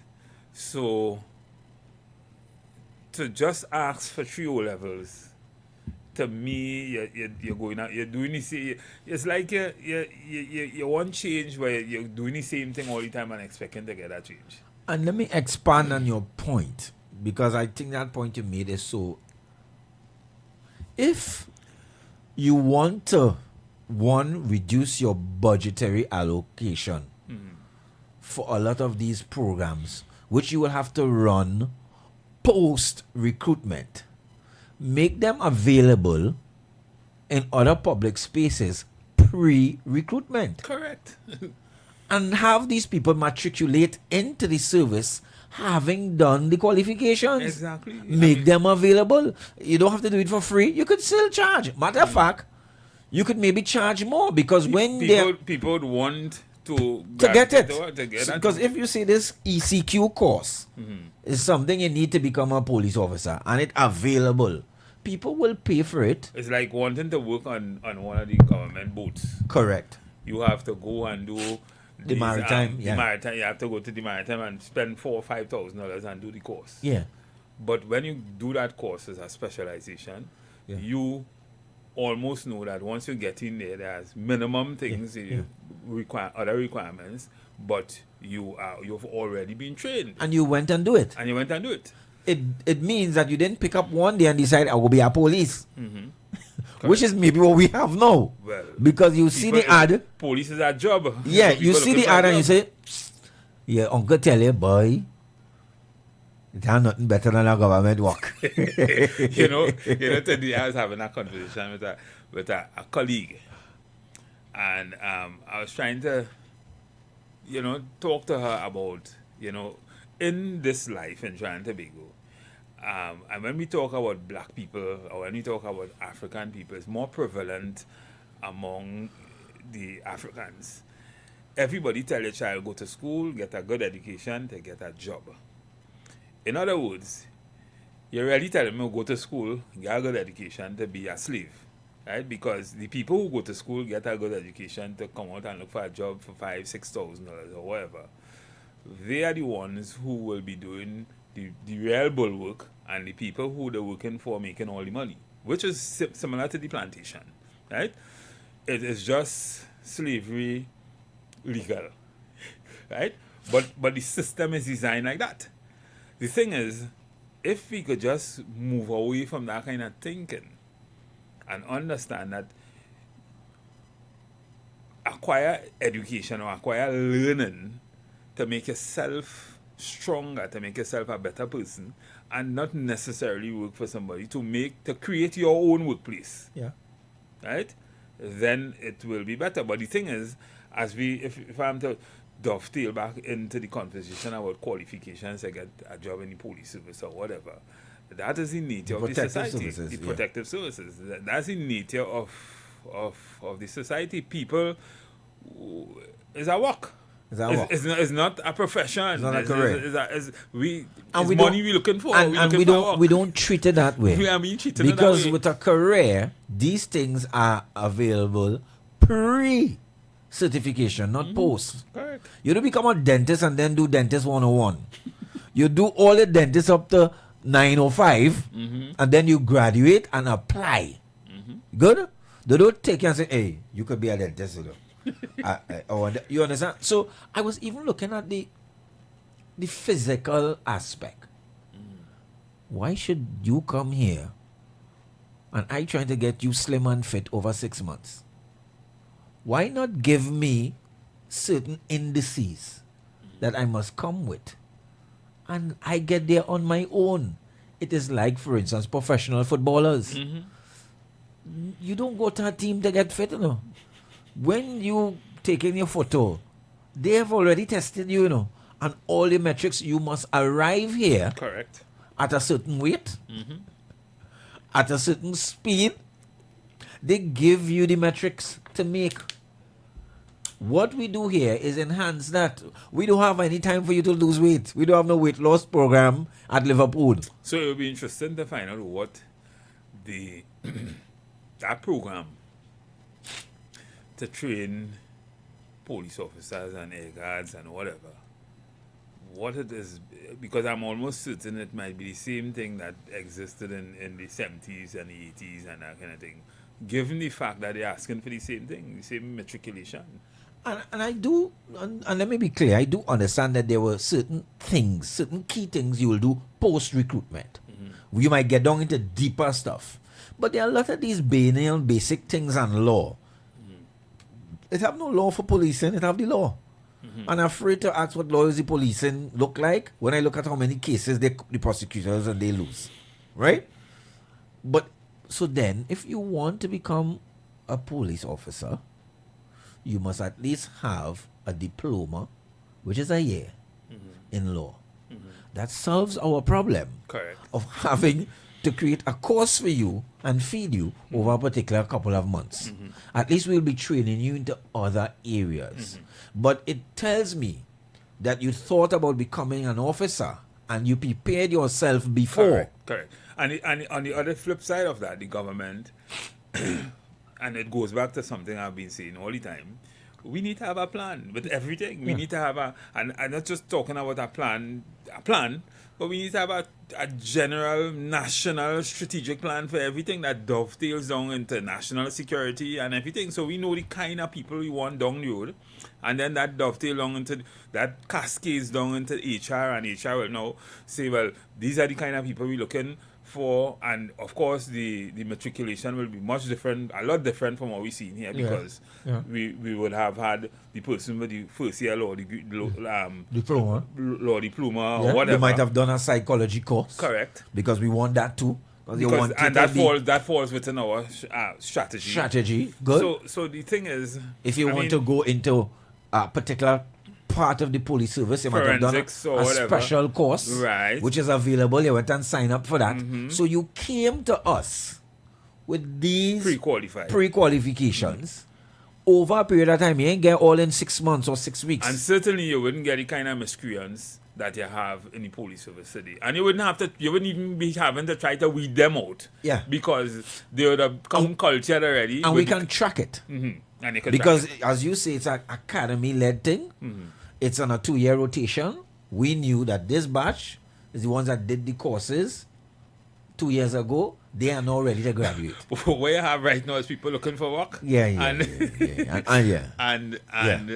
they will apply for it. Levels because, like anybody getting it. I'm thinking it will take much longer if you want to make an impact in human behavior. No, but especially with the kind of distractions we have now. No, but the thing is, I mean, what we talking here is not rocket science. No, it's not, I mean, it's this is something could have been taught of all the time. I mean, look how long they're recruiting police officers. And you see, that's why I'm saying we just watching football. We're just watching fun. We are not watching people who are playing national under 12 for their country. Then they graduated to national under 16 for their country. Then by the time they were 19, they were playing international football. Good. For big clubs in their 20s. So by the time an international coach comes and says, let's prepare for tournament, I don't have to teach you how to trap, brother. We do at that time. I don't have to tell you the rules of the game. We're going World Cup. I can't sit down with a drawing board and tell you, well, you have to go left and right. That's what we do. We don't prepare in that way. That's the problem with everything. We all about. We all over the place. We ain't thinking. We not no strategy. We not no plan. So we say you look like you could kick football. How old you is? 45. Come. You never played in your life. But that's trying to be good. Yeah. That is trying to, and not no amount of talk. I mean, you have bright people in these places. I mean, who went to, I say this all the time, who went to the same universities. It's just that, and that's one of the failings at university. You don't teach people to think. You teach people to just go to school, read, cogitate, pass the exam, and come out and say about We seem to do the model the opposite way around. Correct. We recruit you as a teacher, then we send you on teacher training. And here's the problem with the teacher training, eh? You have to be absent from your class. Now, why not make these things available before you come to us? There's a place where you go and do all the training you want. If it take 5 years, 3 years, however you So want when you go to the interview, correct, and we recruit you and we give you a contract. We ain't had a study about no probation and all that No. kind of thing. We give you a We do need to contract send- because we went to the interview and you were the person selected and you had the best qualification, the best skill sets to be able to we do look the at job. your track record over the period of time, and we saw that you did all that you were supposed to do. Now, if there's any post matriculation things that might be in specialist areas, something that just come up that wasn't there before. But that also has its corruption in it because Yeah. to a large extent, somebody might say, well, I have a son, I was a police, I have a son who coming up there and he had 2 low levels, you know, let me see if he could get him in, you know. My daddy was a police officer. Well, that's what we don't want. That's what I we just don't want. find But you just manufacturing a whole set of miscreants. and I you know it, and you see it and now you will see who really wants to have a career and who want to work, because it's one, it's not that fast. 2, you have to matriculate and still get in. Good. So we'd have taken care of the academic qualifications, but you still have to interview. Good. And we will be asking for a lot of other things that we think completes the profile of a police officer. Not because you could rail drill and you slick boots real good, and Or you're big and tall. or you're big and tall and your strong. height and you're empty. But a lot of these things are not done pre-recruitment, Well, let's hear what pre-selection. What the So, public have to say. the question to the pavilion: don't you think, one, we can ask for more of members of our protective services? Do you think we can raise the bar a little bit? One, and do you think, 2, we can have a system of pre-qualification, pre-certification, even long before application? 3CXC does not tell me the type of person you are. There are other types of, tell me you do a course in counseling, in social work. Depending on the nature of your job, those things are important. Customer service. We can decide what it is. I'm just calling it. But don't you think we can pre-qualify instead of trying to stuff all this into somebody in the barracks over a short period of time? To send them out to deal with all kind of people. To send them to deal with a Professionals, lot of problems that we haven't figured out. The number to call is 342-0081-466-5391. We're dealing with recruitment in our protective services. We're dealing with recruitment in our protective services. And the very said services themselves can have these courses available, and they don't have to be for free. But somebody who wants to be a career officer will pay and do it. Because we do that in UE. Everybody going up the road in St. Augustine, going in the bank, getting a loan, because I want to be a dentist. I want to be an engineer. And these are the courses you need to be a registered engineer. You don't register me as an engineer because I like it, and then have me running up and down, and then I mightn't pass, so I have to get kicked out. I think we're doing it very back to front, and we are able to do more. The number to call is 342-0081-466-5391. We're talking about matriculation and entering in our protective services. Have we decided what type of policeman we want? What are the characteristics of this person? Therefore, what are the qualities and qualifications? Because it's not just qualifications. What are the qualities we want? What are the special skill sets we Correct. and what problems you want to solve out there. Correct. Because clearly, as we were saying a couple of days ago, crime or serious crime wasn't while we always had serious crime, but it wasn't what it is in the 80s today. So clearly something is wrong, and clearly we are doing something wrong. We've identified some of the areas that where we probably gone off course and more parents at work and that kind of thing. But we have Mr. Hawkett on the line. Good afternoon, caller. Yes, good afternoon, Mr. Hawkett here, match referee. Good afternoon to all the umpires. Mr. Matheson, chief umpire. Good afternoon. How are you? I think you have a guest there. And we have Mr. Rolex at Square Leg. Yes, good afternoon. Interesting program as usual. This recruitment. But I want to start with teachers in the 60s first. Maybe Mr. Matheson may or may not know. In those days, they used to have a system they call a monitor system. So you'll have reached post-primary school, and maybe the principal could have, at that time, in the primary school could identify maybe you could have some talent to teach, and they will start you with a little.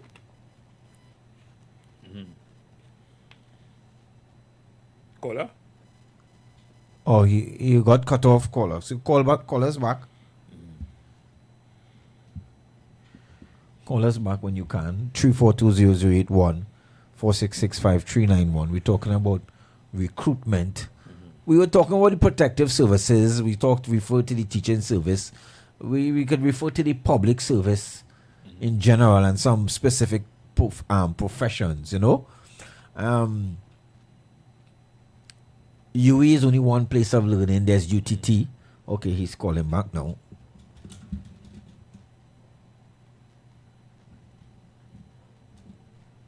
Good afternoon, caller. Yeah, I don't know what happened. My phone just went into this thing. Yeah, and I just cut off. Yeah, I was talking about the teaching system in the 60s in particular, coming up to the early 70s, where they had this monitor system. Yes. So a post-primary student will be maybe recognized by the principal at the time, and the principal maybe was the intention that that person have some talents. You'll have to have your school leaving certificate, and they will start you up as a monitor, meaning they will monitor you, and they will place you at one of the lower level classes, and you'll start. You have different times. You have as you go. You have examinations, right? Some people got through the examinations and some didn't get through. So it seemed at that time, the people who were not really interested in teaching, they never used to make the grade. So when I got a teacher from that kind of environment, that was you got a good quality teacher because they're there for love of the profession. Yeah. Mm-hmm. And they had that devotion to duty. Hello? Yes, we hearing you. Yeah. So they had that. The teacher of those days had devotion to duty, and that is why, I believe the standard of teaching dropped as the years progressed. In those days, you had to wear a tie. You even sometimes teachers started teaching with short pants and tie, and short sleeve shirt, but you had to be properly attired. Yes. And groom and all these things. So when these people came through that process, they were complete teachers, discipline and everything, and then they were able to produce a better quality of student. Now in the police service, well, of course they have this. They'll call you out for your normal thing as usual up and now for your height, and seeing if you're able-bodied and all this kind of thing. Then you will do the written exam. Then after the written exam, you have to do a medical. And then if you had corns, in those days you had corn on your toes or whatever, they will, they will more or less discard you. I was a victim of it because I wrote the police examinations in 1976 and I came first. Wow. And then they discarded me because they say there's some corn on the toe. And then they saw something in my urine. I don't know. Up to now, nobody can tell me what it was. But it is. Right? And I was discarded. Yeah, probably had marijuana in your urine. Because I could have very well ended up in the commissioner of police. But so be it. But what I'm trying to say, there were more stringent recruitment and selection processes in those days than now. Because what is happening now, everybody on a hustle, and everybody looking, as they say, most people looking for a work, as they say, and that devotion has more or less, no longer present. So I do not know what is the solution to it. Because I think to be a policeman now, you must have 3 O levels. Yeah. Right now, in those early days was school even, and I don't know if there's a start maybe looking at people with degrees and things, especially degrees like criminology and sociology and those psychology and those kind of degrees for people to join the police service. There was also a time when people came in the service straight into the first division as ASP, as an ASP, and then you'll go up in the ranks. But those people had A levels and things in those days, in the early 60s up to the 70s. So maybe we could look at that too, having specialist people join the ranks as an ASP, which is the lowest rank as a senior division officer. Yeah. So I would like to have Mr. Matheson comment on that, but one of the things the police should know is industrial relations. Yeah. So maybe you could help juniors and things as to when their behavioral pattern in terms of industrial relations is concerned, you'll be able to correct these people. Right? Isn't that why you have the Police Service Association? Isn't that why you have the Police Service Association? But do they deal with the rank and file police caller, the association? Do they deal with the rank and file, or they deal with first division officers? No. They have a junior from inspector down, right? Yeah. They belong to the Police Welfare Association. Mm-hmm. Right. And from ASP they have the senior officers division. Right. So they are divisions. Right. Right? But I think, right, so that is how they do it. In terms of the industrial relation representations in the police service. Right. But Kola, my view is a little different. I think we've reached in a time, it's just like when you would have studied HR, you studied personnel management and that kind of thing. We've reached at an era we've reached an era where recruitment is a science. Right? Oh. Recruitment is a science, and with everything, not just recruiting. I'm barely hearing you, Mr. Matheson. I said we've reached an era where recruitment is a science. Are you hearing me? Yeah, you know. Right, and so it is not like when you just need some police officers. You need. It's not like that again. First, you're recruiting with a strategy. So we know what we are experiencing in Trinidad and Tobago with crime, and we know the kind of crime, we know the levels of crime, we know everything. It's high time that the authorities have a strategic plan. And when I say, I'm not talking about a strategic plan, just a strategic plan. A strategic plan, probably a national plan, where we break everything down. We look at all the issues in societies, everything in our society, everything, teaching, parenting, everything. And we develop a system where when we recruit people specifically to home in to those kind of issues and deal with those kind of issues. So if you're recruiting for police and you know the kind of problems we have, you probably might want to, your strategic plan may tell you how much of forensic people you need to science people, what might be the specific skill sets that may be needed, and whether or not it is provided in society, whether it's provided in the school system, in the education system, or do we have to send away for those kind of specialist skills and that kind of thing. But we can't just recruit. We can't just be herding people to recruit them at 3 O levels and saying that we want to solve the problems that we still back in the 60s. So we're trying to deal with 2025, 2026 problems with 1960s solutions, and it just not going to work. Well, I agree with you, and that is what I'm saying. People there should the education or the more they call it matriculation level in the police service supposed to be increased so that you'll get a better quality individual, more or less, right? To be recruited into the police service, right? Because although you may have some people in education and they're just as dysfunctional as a person who, as a normal man holding a beer and a hashtag in his hand, with his pants on his bottom or all kind of thing. But you have to have people who train in recruiting and who will see things early, right? In the selection process, who will see things early o'clock, right?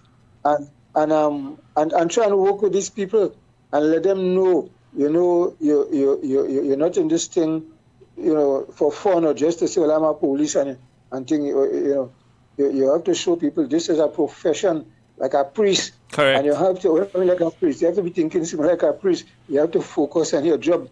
Yeah. Whereas our priest focus on his religious work, the police must focus on policing, the teacher must focus on teaching, right? And that's the kind of thing, to be done. But I have a difficulty. So when you come into the police service, but we need to upgrade in terms of our time, because those times in the 60s and 70s are not the times we live in now. Correct. All right, caller. Thanks very much. Yeah, man. Right. Okay, good. Yes. So when you come in the police service with that kind of matriculation that we're talking about here, it would mean that that 6 months you spending in barracks is just orientation. Because you already already understand the law, you already understand what we could deal with more operational issues. Yes, more operational because we would not have been dealing with that pre-entry. Of course. But now we could get into the specifics about your area, where we might put you, and other operational things and nuances. We might let go little secrets that you would not have known. Yeah. Good afternoon, caller. Good afternoon, caller. Yeah, good afternoon, Mr. Rolex and Mr. Matheson. Yes. I'll be very brief. I think that in terms of police reform, I think that is something that we should really approach with some haste. And as you mentioned, I think Mr. Matheson mentioned that in Jamaica, they seem seemingly ahead of us in terms of upgrading the police service.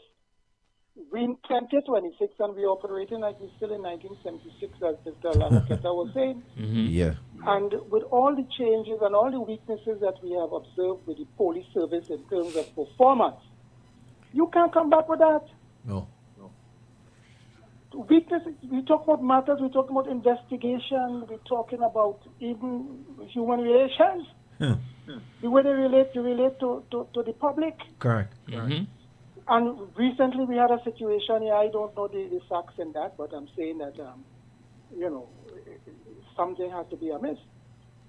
So these things require, as I said, a higher level of personnel to man the service. And I learned a lot from this guy, the guy from Britain, I think it was Lloyd or Floyd or George Floyd. Yeah. His matter. I mean, you saw how the training that police undergo. You know that the same thing you spoke about degree, where they talk about criminal justice and all that. And every 2 years you have people have to sit exams and whatnot, right? And it's rigorous and it's demanded. But to come back here and tell me about 3 O-levels, and sometimes they tell you 3 O-levels, and they reduce it to basics and all kind of nonsense. So the problem here is that some people, I think, they have a vested interest in keeping the service as it is. Yeah. And I would want to think so too. And the question of and they tell you about you gotta get a job for them. So what do you want them to do? Do they get into the police service? So how do they get up there? And that is the mentality. The mentality is my concubine. You understand? My concubine son, my nephew, my niece, and that's how it was. It was the recruitment in the early years. It was like that. People get their son in, their nephew in, and whatnot, and they had special day for this one, for police officers, children, and all that kind of thing, who were your relatives and all that. That's a fact, right? And so I'm saying that we have to move away from that. And I am, and in terms of reform, I don't know what that Police Service Commission is there for. I don't know. They're supposed to be the mill in terms of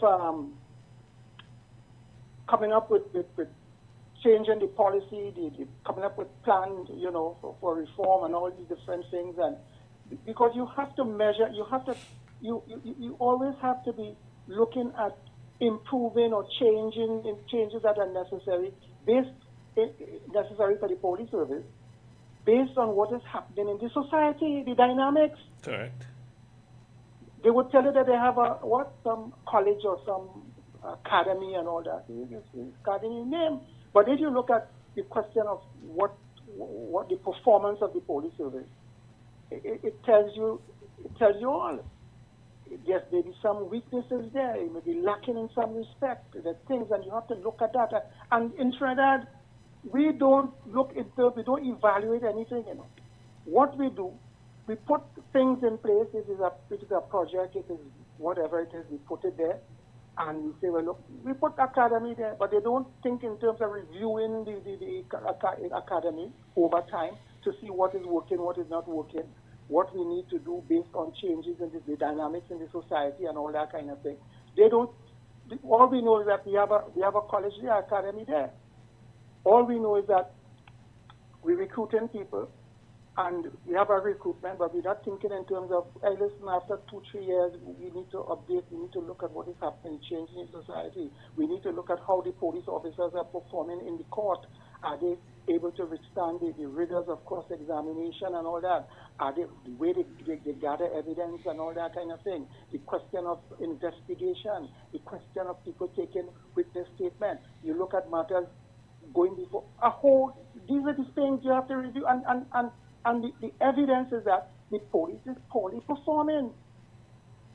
So I don't know how they come up with that, and I hear it talk about some 2,000 police officers and whatnot. You had some 900 SRP that you're going to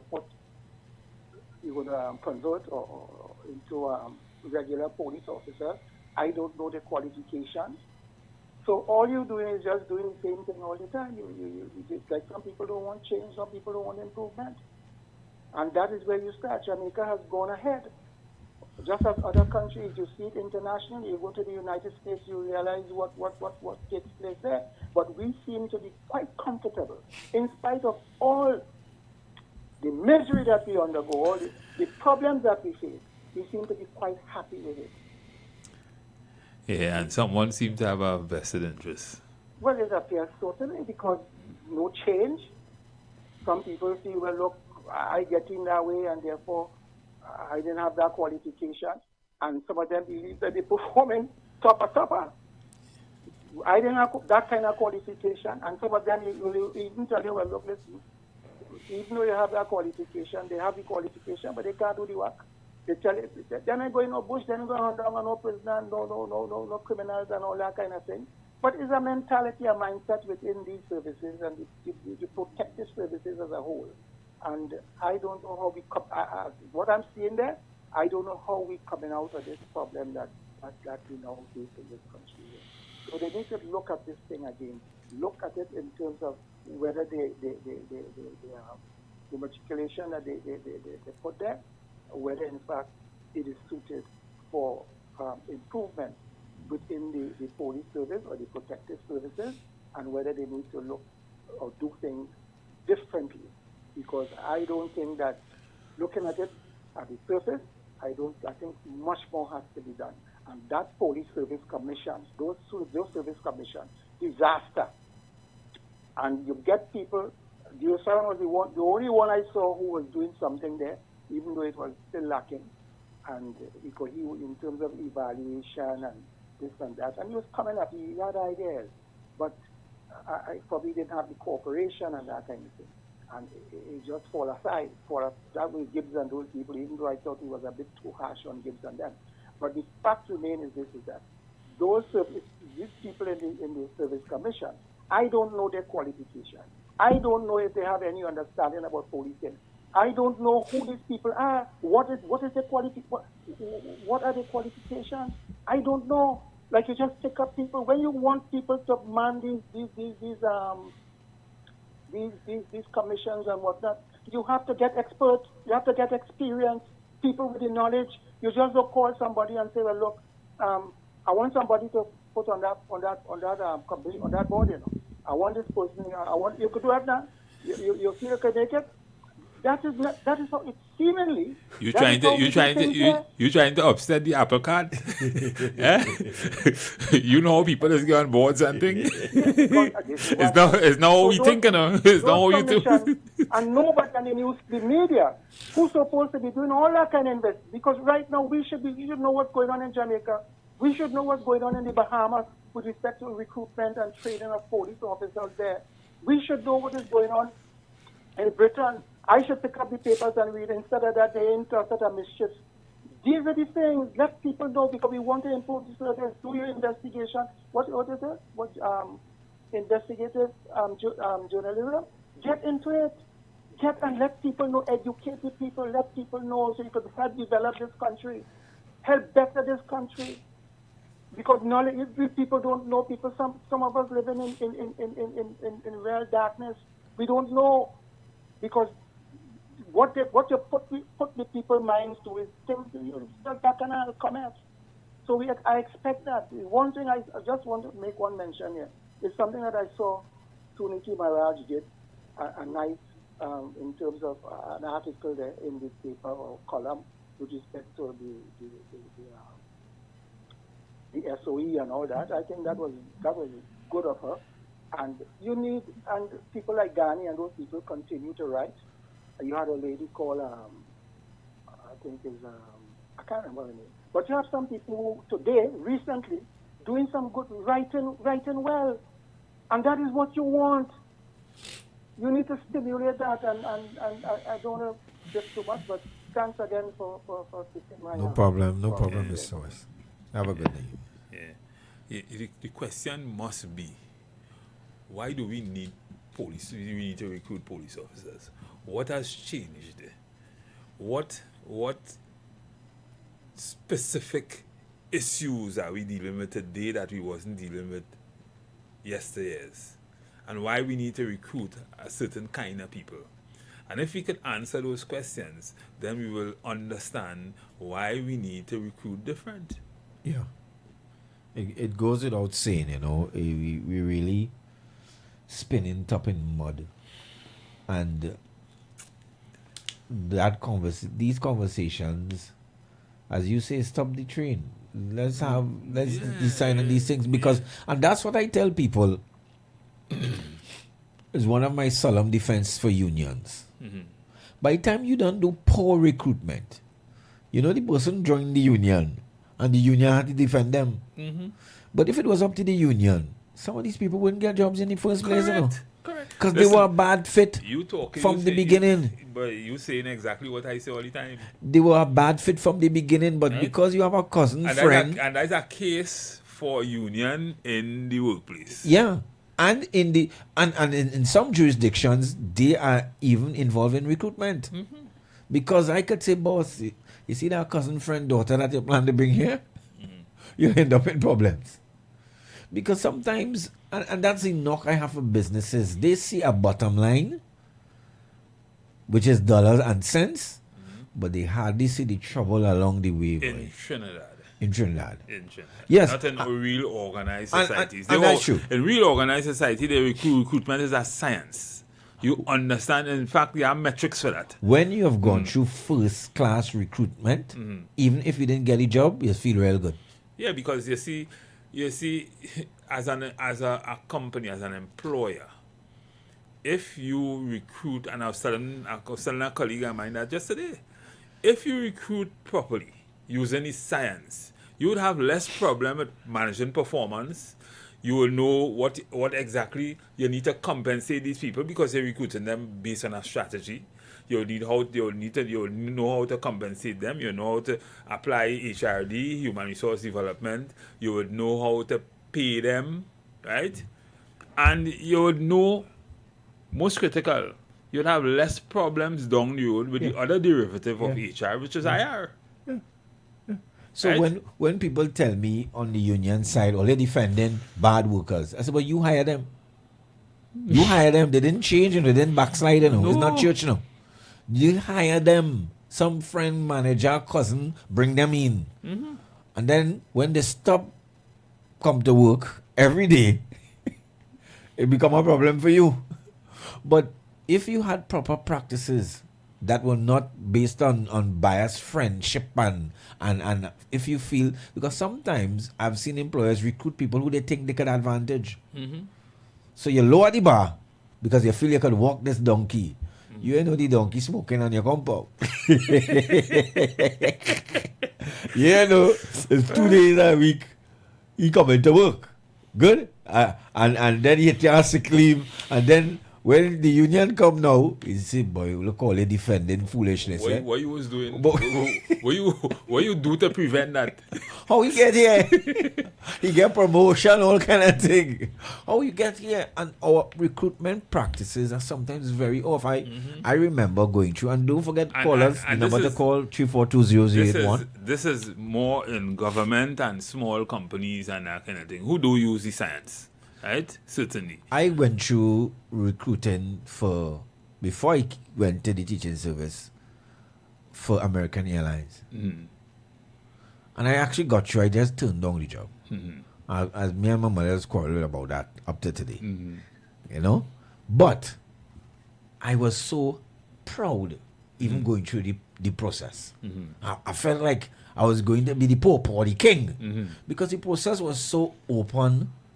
They explained to me, we try to recruit people by saying, I get you. A surprise. They told me everything. Yeah, I mean... They told me what I needed to prepare. It wasn't a guesswork. I didn't have to figure out magic. They were looking for other metrics.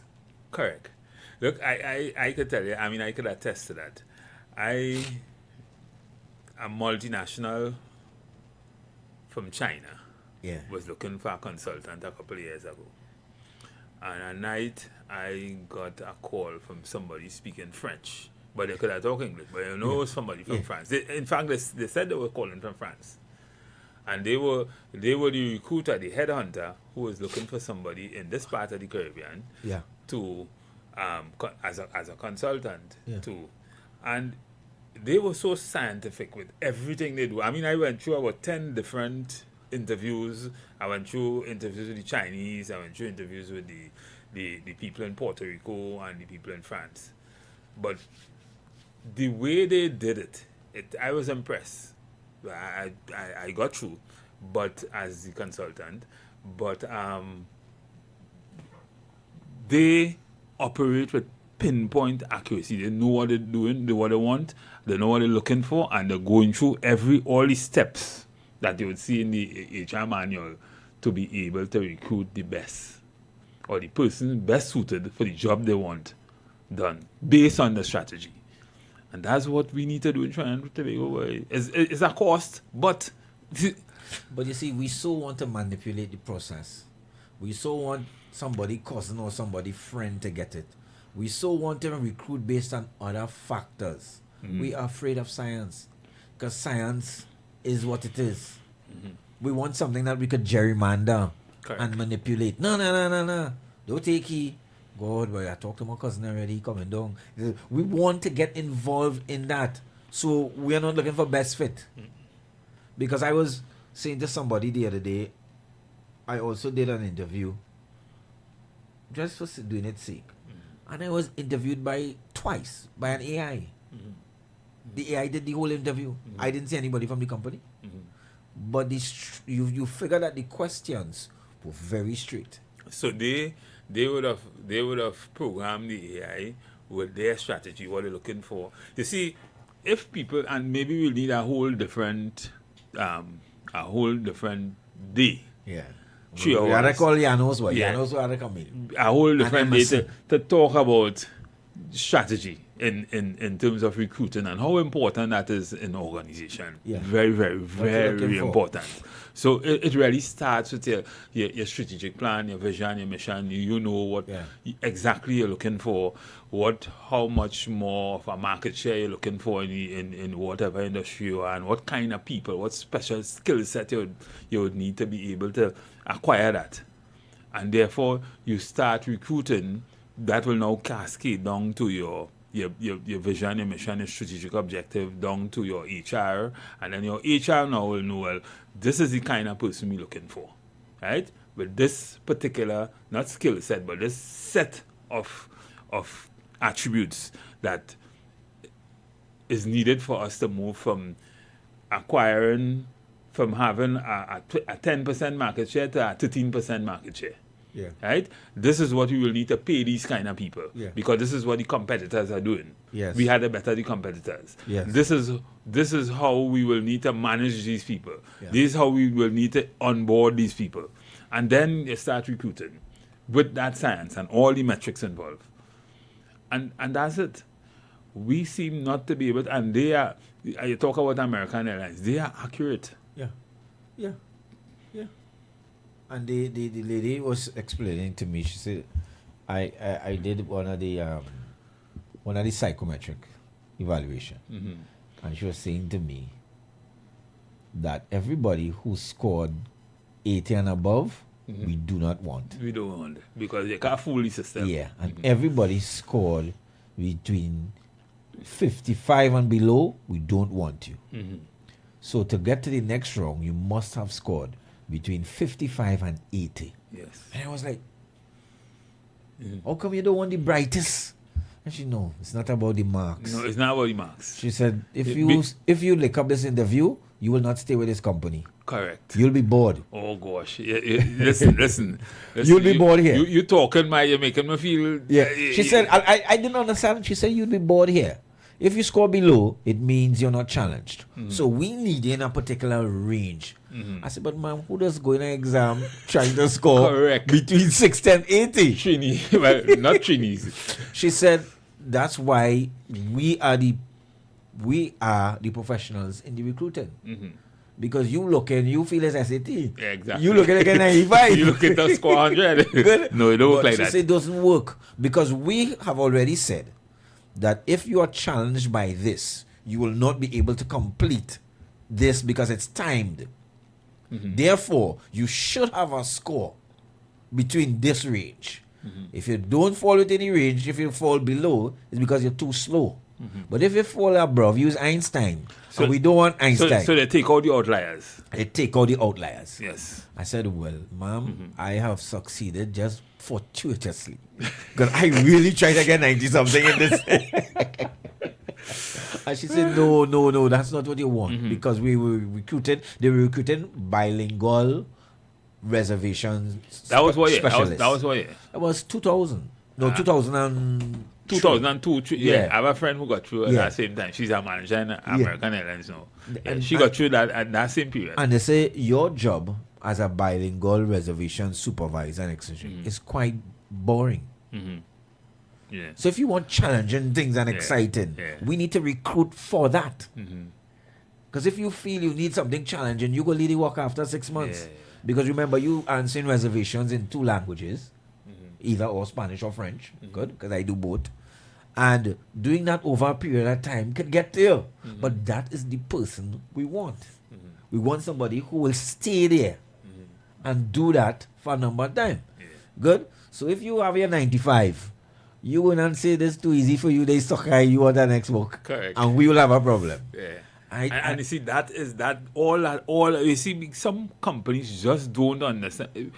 Sometimes it bothers me when I see a company's hasty, hurry to fire a man. Yeah.